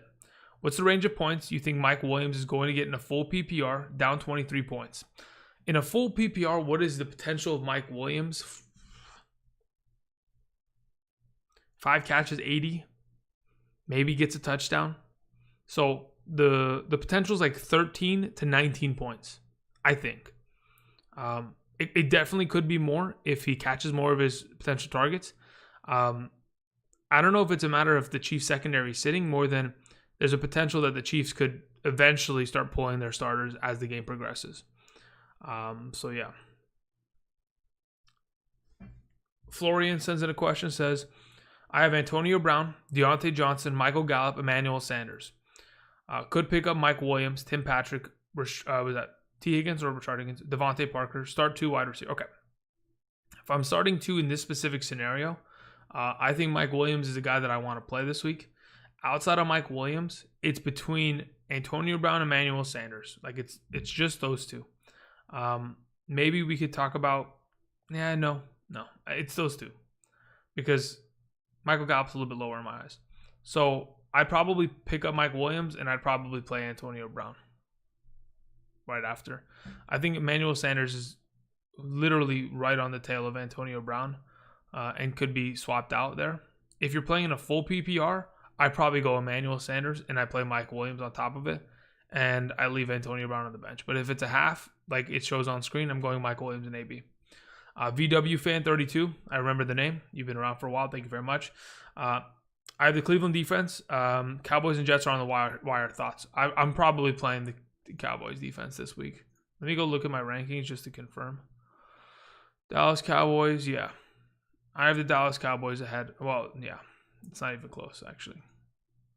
I'm playing the Dallas Cowboys defense, especially considering how good they've been playing as of late. I mean, the momentum's there. They're definitely going to force some turnovers. That'll be for sure. Let's see here. Where are we at?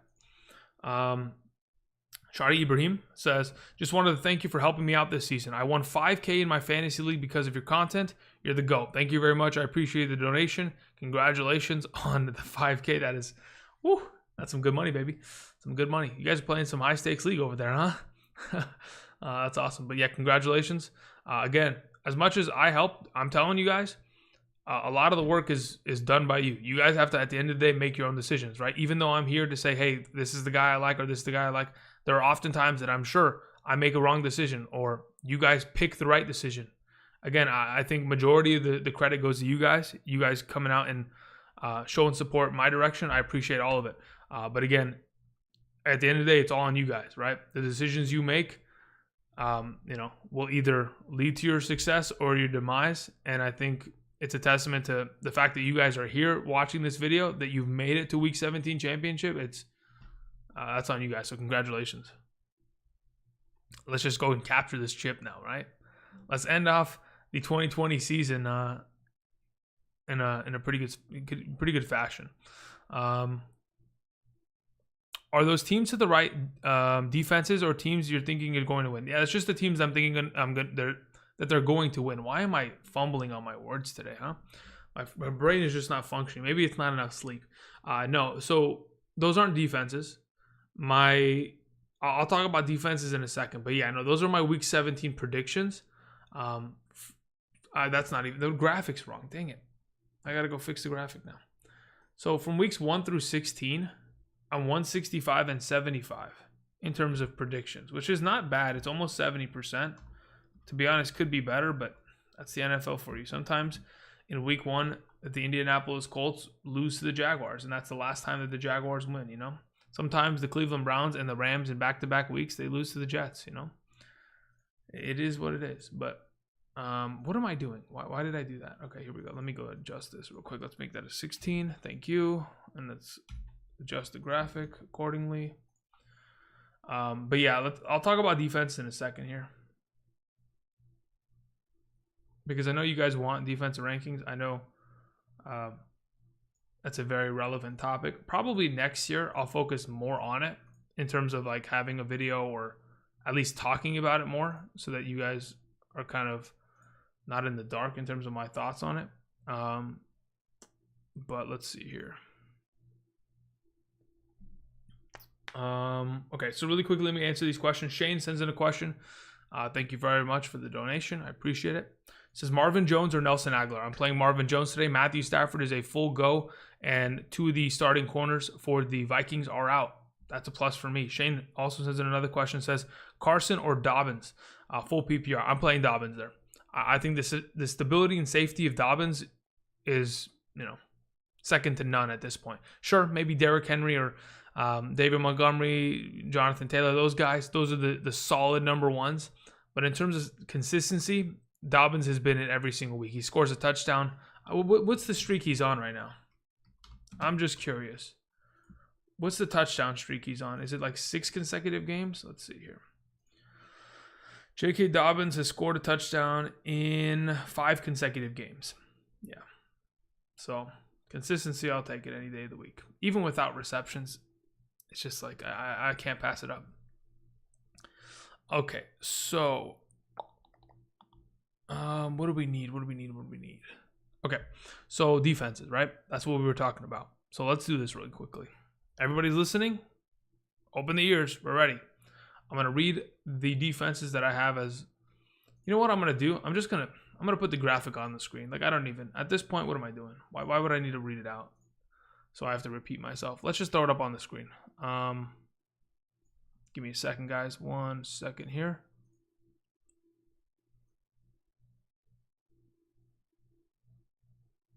Okay. Can I do this? Yeah, I think I can. I think it'll fit. Let me just... That's not it. Nope, that's not it either. When you're trying to do graphics on the fly, sometimes it doesn't want to work. Okay, so these things need to be banked against this wall. This needs to do this. Then that. Beautiful. Hopefully that works. Okay, so let's screen this thing so I can screenshot it and then paste it in there. Okay, thank you very much. So I'm going to put up my top 6 defenses for this week. If any of these are available, guys, this should be picked up and played, in my mind. Of course, I'm sure that there's defenses that aren't on this that you're playing, and that's not a big deal. But again, it's just a matter of if these are available, I want to play them. Okay. So hopefully it is updated on screen. So to the left of me, immediately to my left, Baltimore, Indianapolis, Tampa Bay, Washington, Seattle, and Arizona. Those are my top 6 defenses. Those are it. I think Tampa Bay might be a little high, but to be honest, I'm thinking they probably beat up Matt Ryan a little bit this week.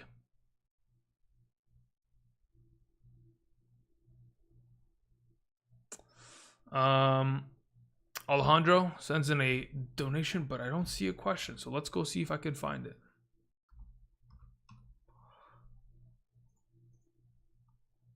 Alejandro, is there a question? No. Maybe you'll send one in, hopefully. J-Dub sends in another one, says PPR, need to. Hines, Hunt, Hollywood Brown, Hilton, Alexander Madison. Also, you're the best out there. I appreciate that. Thank you for the support and the generous donation. As of right now, if I'm picking 2 out of this group, I'm most likely playing Alexander Madison and probably, man, I kind of want to say Nyheim Hines, but to be honest, I think I just go Hollywood Brown there in a full PPR. So Madison and Brown are probably the 2 plays in a full PPR. I kind of like Hines. I like Hines more than Hunt in a full PPR, but for now, Madison and Hollywood Brown are the 2 there, J-Dub. Alejandro, where art thou? Message, bruv. Let's see here. Nothing? Okay.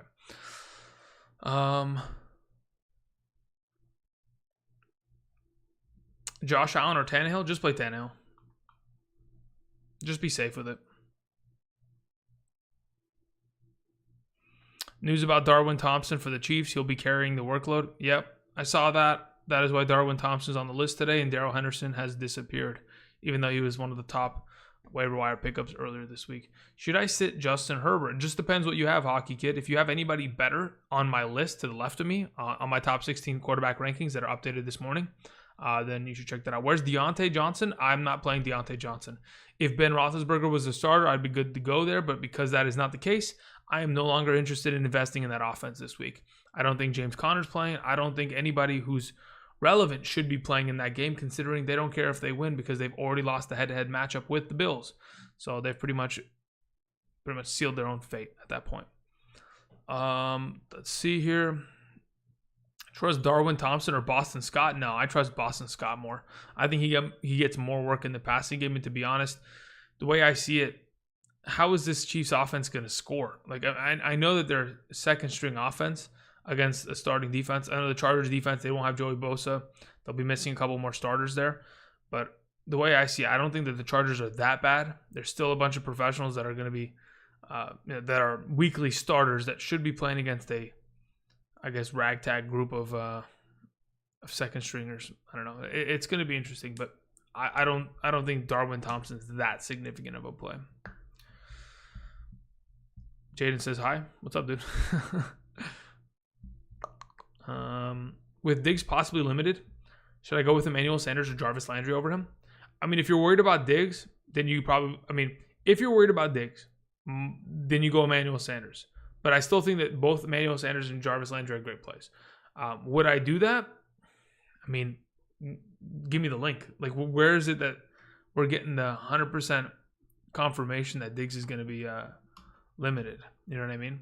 Like, we don't know for sure. We're assuming maybe, unless, shit, let me go find an article. Let's see here. Yeah, I don't see anything news related. I mean, yeah, he's dealing with a foot injury, but I don't think it's significant enough to be a problem. Let's see here. Terry R sends in a donation, says 16-0. Thanks for your advice. On to next season. Really? Did you actually go 16-0? No, but legitimately. If you went 16, what? Wait, hold up. Okay, so first and foremost, if you go 16-0, your league's busted, because 16-0 would require that you make the playoffs in your league and you don't get a first round bye. And you got the number 1 seed because you were obviously undefeated. So if that's the case, you need to tell your commissioner to change it, especially really quickly. First and foremost, everyone who's playing in a Week 17 championship today, please, next year, whether you're a commissioner or a player in another person's league, please make it so where you're not playing a Week 17. I'm telling you, this is not the best experience. Having to wonder who you're starting, having to get Kamara, Dalvin Cook, Mahomes, Kelsey, Tyreek Hill, those players out of your lineups on a week that you need it, it's tough. But anyway, Terry, congrats on the 16-0 in the chip. Yeah, for sure, make it so where you get a first round bye next year, so that you're not much of a risk. They announced Josh Allen will be limited. When did they announce that? Brando, links. I know you can't drop a link in this chat because I think it auto reports it as spam, but tell me where you see this report, because I'd like to see it. Next year, everyone plays Week 17, right? Technically, yes, because there's 18 regular season weeks. So technically, yes, but the whole point is don't play in the last week of the season. Unless, again, you want to avoid that and you just want to play your normal 16 weeks. It just depends on what you're thinking. But just make sure that you're not playing in the final week of the NFL regular season, because this kind of stuff, this is just a mess. Week 17 is fun because of the chaos. No. In free leagues, yes. But in money leagues where you have, a $300-$400 buy-in, not as fun. Especially when, well, look, at this point, okay, here's my question to you guys, right? Announced limiting Allen on Twitter. Who the heck? Okay, let's go look. Let's go look at Josh Allen on Twitter. Let's see what kind of reports we got here. Okie dokie.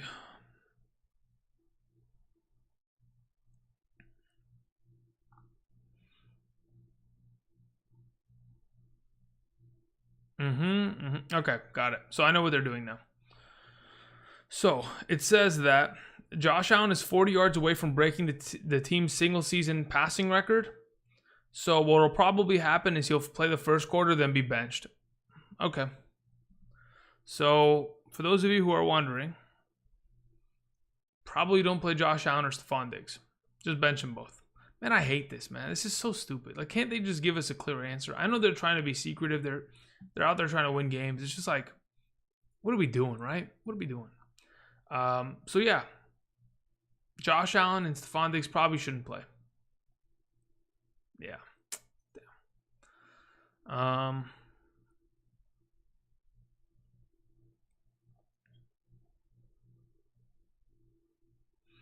Donation came in, says, need to DeAndre Hopkins, Allen Robinson, Justin Jefferson, or Terry McLaurin.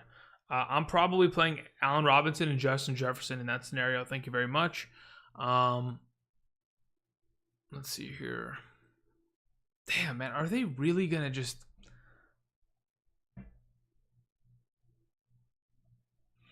Are they really just going to... That's just weird. It's very interesting. I don't know, man. I feel like they shouldn't even play him at all. Why risk it anyway? That's why I hate Week 17, guys. I'll say it again and I'll say it forever. I hate fantasy in the final week of the season. There's so much of this BS. Same thing happened last year, I swear.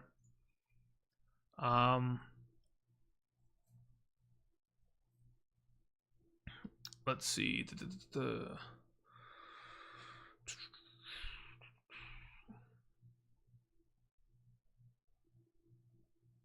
Okay, Robert, thank you very much. I appreciate it.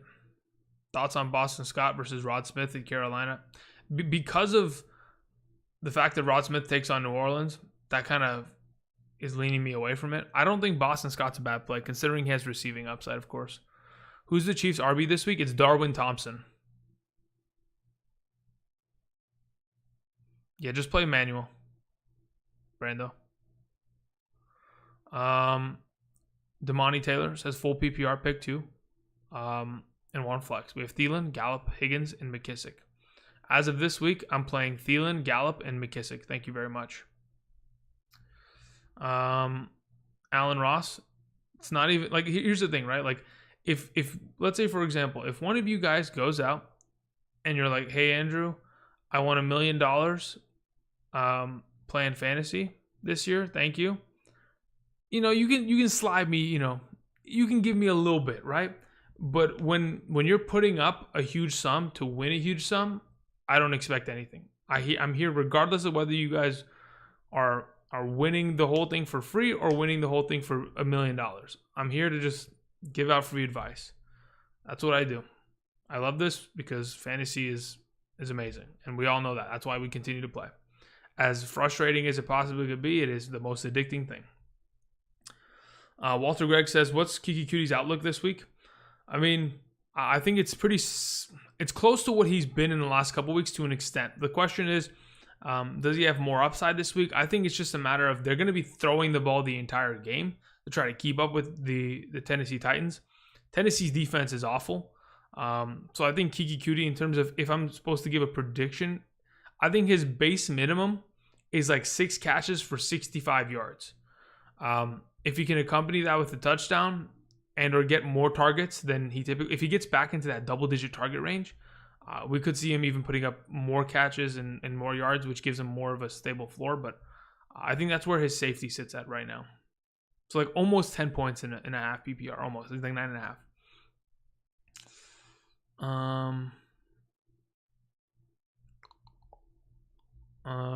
CD or Corey Davis? I'm gonna play CD Lamb there. Yeah, I don't trust Corey Davis that much. I think CD Lamb has a pretty significant margin over him. But again, it's just a matter of what kind of week are we going to see from Corey Davis, because he could be that 20-point bomb, or he could just be a 3-point flub, unfortunately. Yeah, you know what, Blaine? I'll go ahead and update it right now. Let's go ahead and let's move around Josh Allen here. So if that's the case with Josh Allen, I'll take him off the list, like, completely. We'll move Stephon Diggs off the list completely. Like, at this point, I don't think it's worth risking our entire year off one player. So I'm gonna update it right now. Give me a second, guys. I just have to go and where's my number 17 quarterback? Who is it? Okay, so we'll put him here. And then who is the number 37 wide receiver? Okay, so we'll put him here. All right, we'll delete these guys. And we'll go ahead and do this, and I'll put up the updated rankings on screen right now. I can't believe that they're just going to play him for 1 quarter. You know what? So be it. Whatever. Just got to take it in stride. If you're a Josh Allen, Stephon Diggs owner, not having him in week 17, it's rough. It's definitely rough. But again, you're probably playing against someone that doesn't have one of their stud players as well, so kind of a give and take. It evens out the floor. Unless you're the guy that has Kamara, Stephon Diggs, and Travis Kelce on the same team. In that case, I'm sorry. It's a rough week here, huh? 2021's not starting the best. All right, so I updated that. Hopefully you guys can see on screen. The only new addition is Andy Dalton at 16 and Devontae Parker at 36 there. Okie dokie. Let's see here. Andy Wardlaw says, should I start Diggs, Sanders, or Amari Cooper? I'd play Amari Cooper there. Thank you. Shane sends in a question, says Kiki Cutie or Marvin Jones, full PPR. That is my other option outside of Nelson Aguilar. No, I'd still play Marvin Jones over Kiki Cutie. There you go. Antonio Castro says better outlook. Ertz, Gronk, or Irv Smith, full PPR. In a full PPR, I'll take Ertz. I think he has the better outlook of the group. Gronk needs touchdowns, and I think so does Irv Smith. In between Gronk and Irv Smith, I think Gronk has a higher upside of touchdown, but for now, I'm thinking that Ertz is probably the go there. The last time that these two teams played, if I'm not mistaken, Ertz had a touchdown and Goddard had 9 catches for 100 yards and a touchdown. So I think the Eagles know what they're doing against Washington this week. So I think Ertz is a pretty decent play in a full PPR format. Phil says Browns defense or Seahawks. Yeah, we're for sure going with the. Sorry, you sent me a message on Discord and I didn't see it. Yeah, I'd go with the Seahawks there. Thank you very much.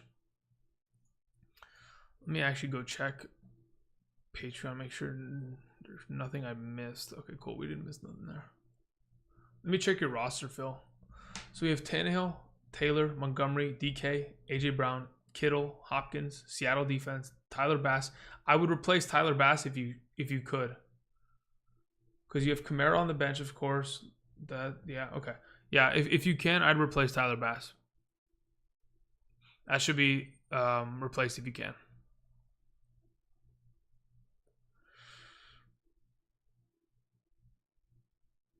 Okay, so that's that. If Phil, by the way, if you go check the rankings that I posted on Patreon and or Discord earlier today, go see if any of those kickers that are on that top 12 list is available. If they are, then just snag one.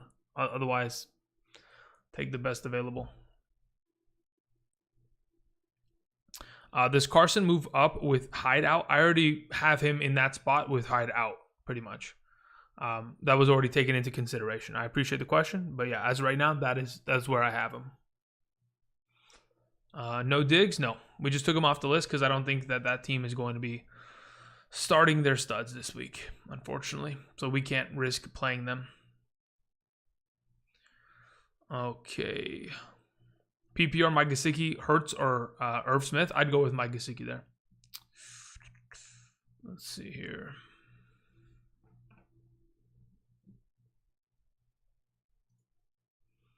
You think Tampa Bay won't have a repeat of Atlanta played them last time? What?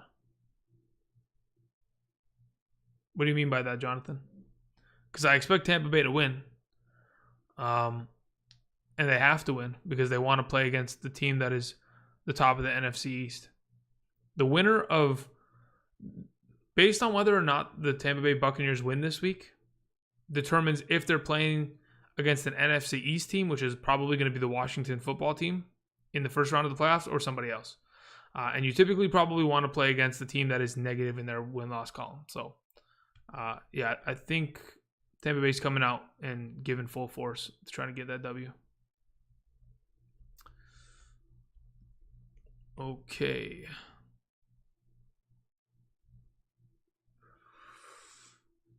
Okay, that's good. Chargers defense or Steelers? I think I have the Chargers ahead of the Steelers. I'm not even kidding.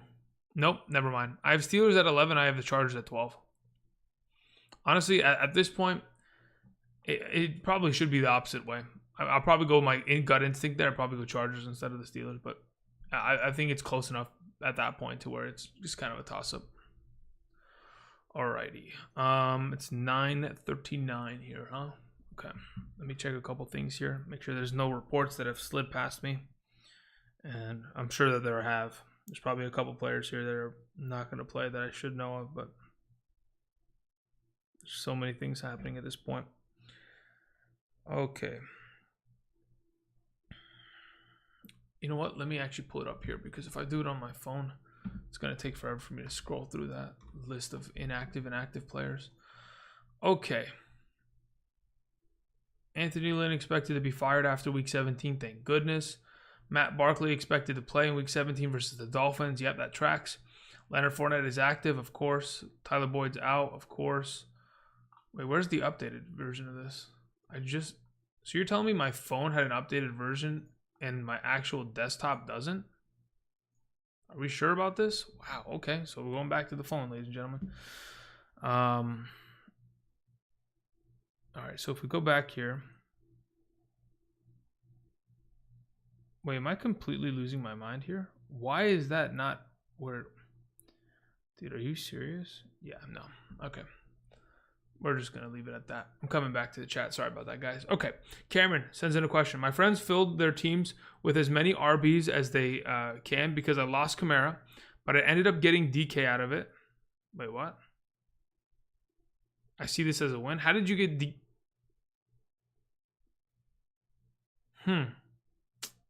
Interesting. Okay. Yeah, I'd pick up Jason Sanders, Phil.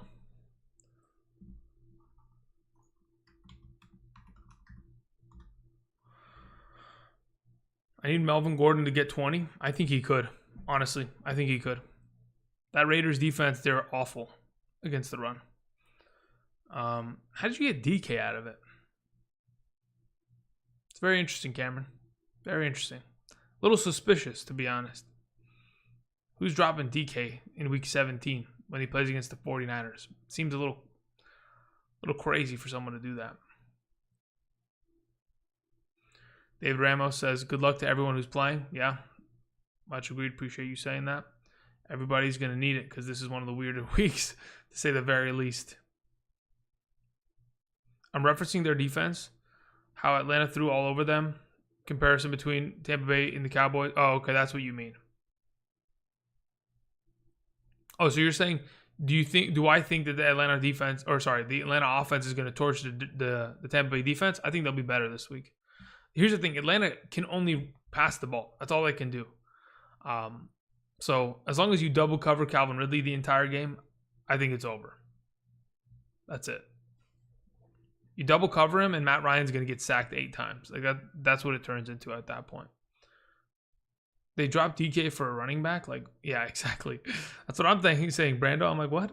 Luke sends in a question, standard league, Jonnu Smith or Ertz? I'm playing Ertz there. Yeah, even in a standard, I don't trust Jonnu Smith that much. If Jonnu Smith was healthier and had been more consistent as of late, then sure. But at this point, I think Ertz has just as much touchdown upside at this point. Okay. Ty Montgomery, Cam Akers, Ty Johnson, Boston Scott for my RB2. I'm playing Ty Montgomery there, Andrew. You really think Stafford plays more than a half? Yeah. I mean, why not? I honestly do think so, though. Any weather concerns? Yes. Philadelphia versus Washington. Night game. Could rain. Says 60% chance of rain. I mean, it'll probably stop raining during the game, but that's just to spite all of us.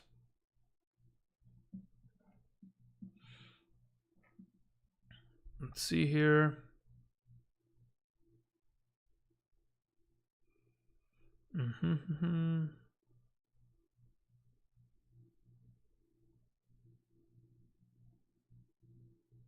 Carson or Madison, higher upside?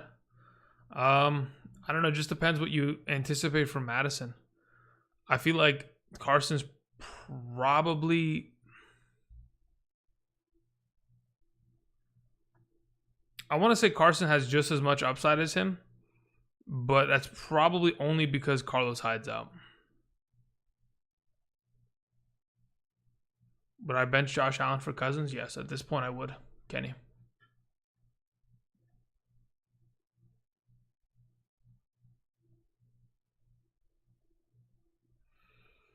All right, let's see here. McManus, Tyler Bass, or Carlson? I'd play Daniel Carlson there. Hunter Montgomery. If you don't start Montgomery, I don't know what to tell you. Montgomery is a must start because he's been putting up 20 points every single week. Yeah, he's a must start. Why isn't the Browns defense ranked higher? Because of Mason Rudolph. I mean, here's the thing about the Browns defense. They played against the Giants how many weeks back? 2-3 weeks ago? And they couldn't get one sack on Daniel Jones for the entire game. They got one sack on the very final drive. That scares me. The fact that they can't pass rush against one of the worst offensive lines in the league, a little concerning.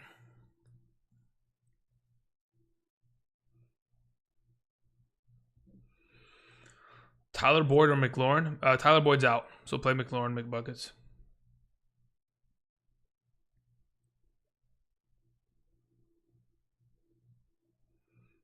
Will you be making a Super Bowl and playoff predictions? Yes.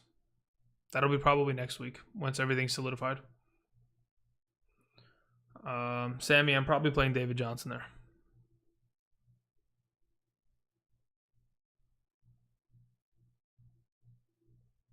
Thoughts on Diggs? Yeah, as a group in here, we have decided that Diggs and Josh Allen are not to be played.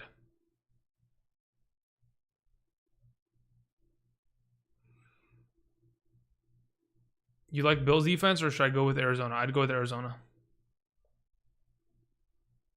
Ty Montgomery or Emmanuel Sanders? At that point, that's a coin toss. To be totally honest, I feel like Ty Montgomery is gonna touch the ball more, but is it going to be relevant enough to get him into the end zone? That's the question. I'm assuming that's probably the case, so I'd probably go with the running back there, but it's still tough. Are you playing the Finns defense then against Matt Barkley? I mean, I guess there's that's not a bad idea. Now that we're starting to get on that train. Yeah, it's not a bad idea. But in comparison to what then? Because the Dolphins were already in my top 10 defenses. I think they were at 10. So it's just a matter of, like, if we're going to move them up, how much do they move up? Probably like 4 spot. I mean, they could easily be the number 6 defense. Very easily. Kyler or Kirk Cousins? I'd play Kirk Cousins there.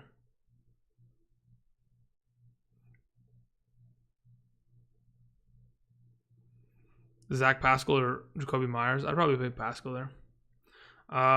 Treaty sends in a question. Says Swift or Dobbins?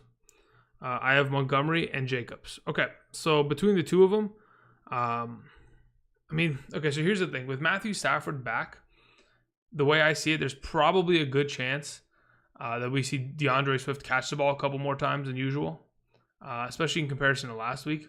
So just that PPR upside and base that he has with Stafford in the game, it kind of sits him in that spot where he's probably catching the ball 3 to 4 times, has a little bit extra upside there, and it's a pretty good matchup. So I'm going with Swift there, if those are the two options that you have. Let's see here. Albert sends in a question. Says, I have Tampa defense in Washington.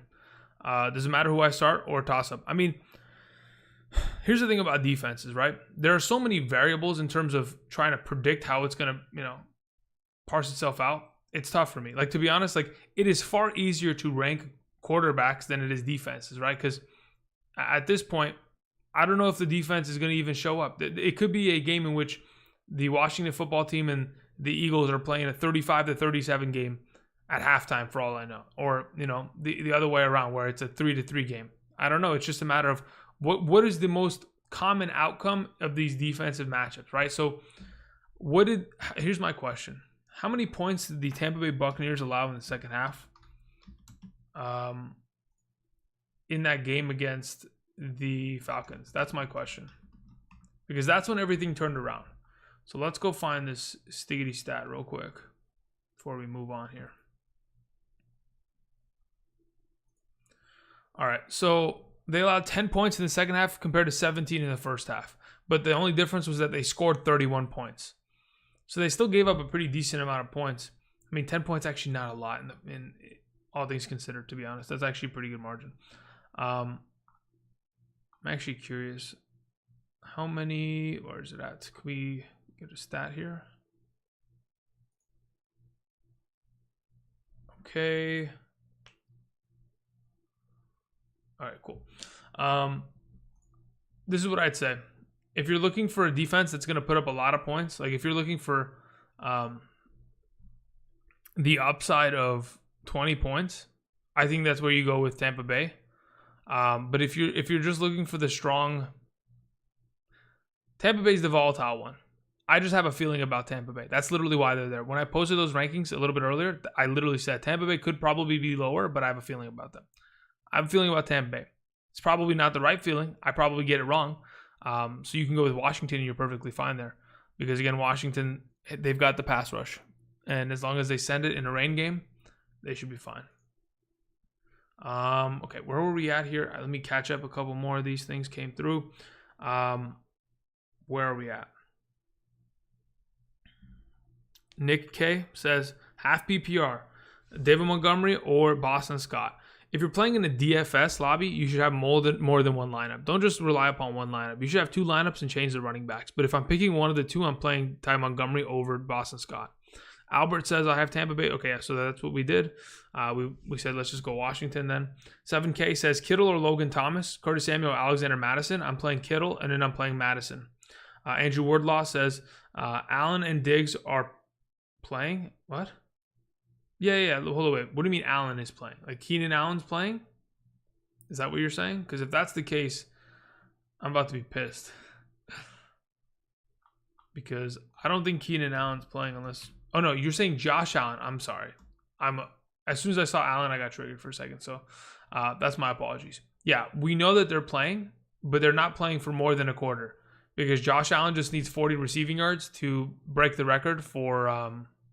what's it called? For the most passing yards in Buffalo Bills franchise history. So we know that already. Diggs, we already know is playing. But they're not playing for the entire game. They don't have to win, guys. They don't have to win. They already won their division. Joko Media Pro says ceiling PPR, Hunt, Akers, Bernard, Ty Montgomery, Scott. I think it's Ty Montgomery there. Thank you. Jay Hawley 203 says Dobbins, Gibson, Madison, Moore, Cooks, PPR. I think the best play in that entire group is DJ Moore in a full PPR. Yeah, it's Moore or Dobbins, but I think Moore takes the cake there. All right. 9:52, guys. I will be bowing out and probably, at 10 o'clock I'm out. So we got 8 minutes here. I'm going to just try to sift through the chat. I know, let's see here. Where are we at? Aren't they playing for the second seed, though? Yeah, they are, but here's the thing, right? So Pittsburgh's already lost to the Bills this season, and the fact that Pittsburgh is not starting their main guys leads me to believe that they're probably going to lose to the Cleveland Browns this week because the Cleveland Browns are in full capacity with their wide receiver core. So the Browns will beat the Steelers, and even though the Dolphins can beat the Buffalo Bills today, it'll force, okay, who won in the head-to-head matchup? The Bills won, therefore they're the second seed. Jimster says, Murray or Cousins? I'm going Cousins. Guys, again, all my updated rankings are on screen. Dobbins or Jeff Wilson? Morty? Morty. Come on, Morty. I'd probably play Dobbins there, just like it says on screen.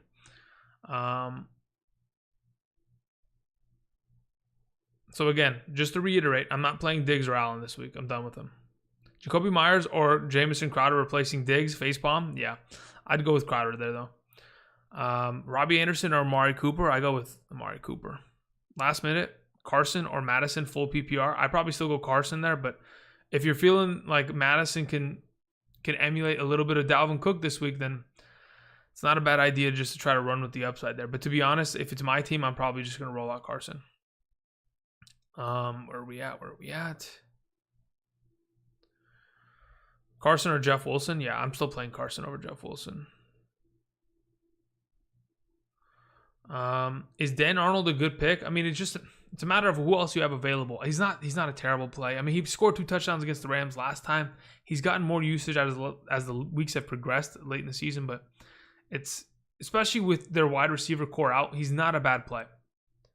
I just don't know if he's a top 16 guy without a touchdown.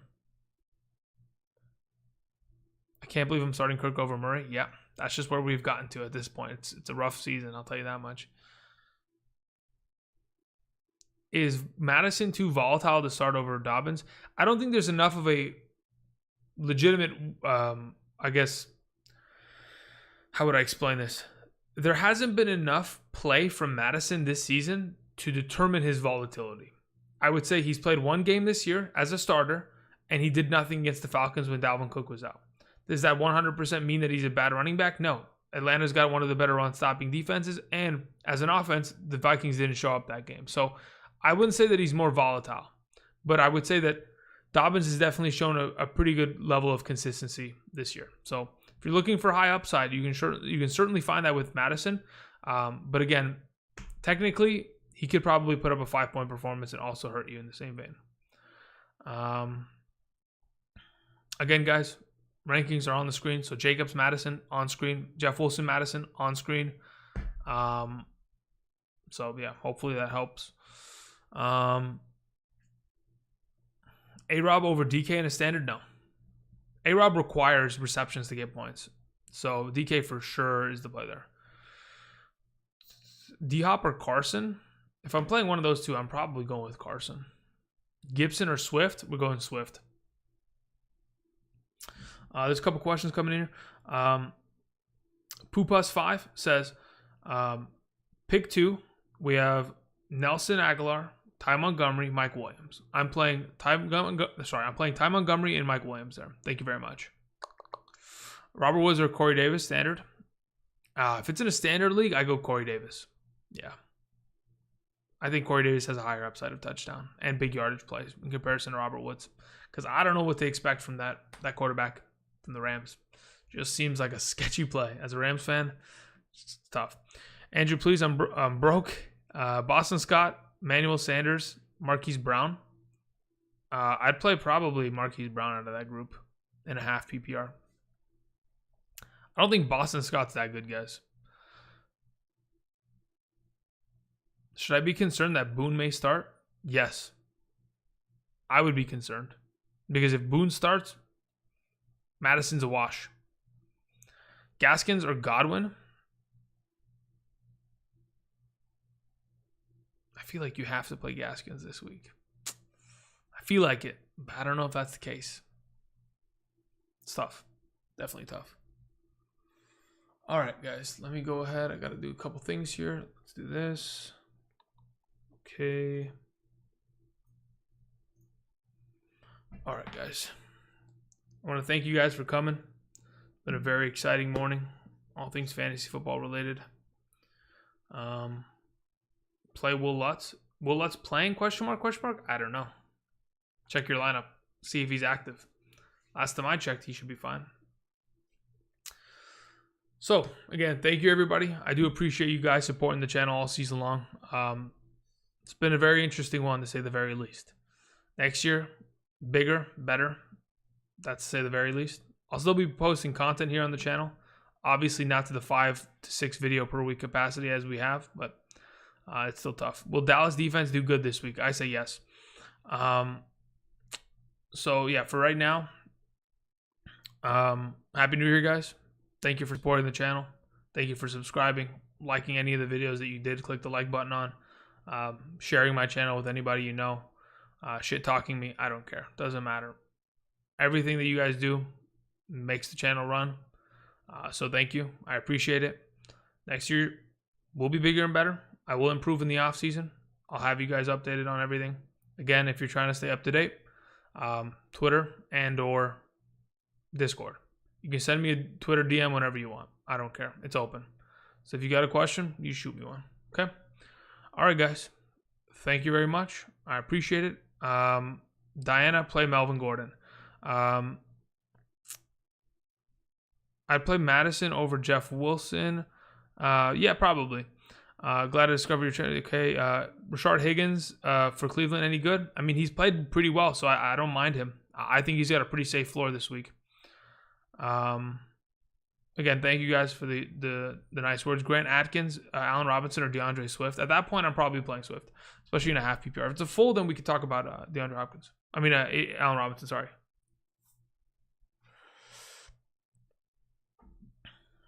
So again, if there's a minute left and I don't get to your question, the rankings are on screen. I will go as it shows on screen. Thank you very much. David Ramos sent a donation. Thanks for streaming week 17. Week 17 is a nightmare. I can tell you from firsthand experience, this thing is a nightmare. But we're going to figure it out. We're going to win some chips, if that's the case. And one of you guys wins $1 million like we talked about. Send me a DM and I'll send you my Venmo. Thank you very much, guys. It's 10 a.m. Should be good to go. And next time, we'll be soon. Probably, I'll talk some, playoff football. We'll figure it out. DFS, stuff like that. All right, guys. Peace. Again, I'm not kidding. I wasn't joking. If somebody wins like if someone wins $30,000, if we're talking about big money, someone wins $1 million this weekend, don't forget about me. Okay, don't forget about me. All right, later, guys.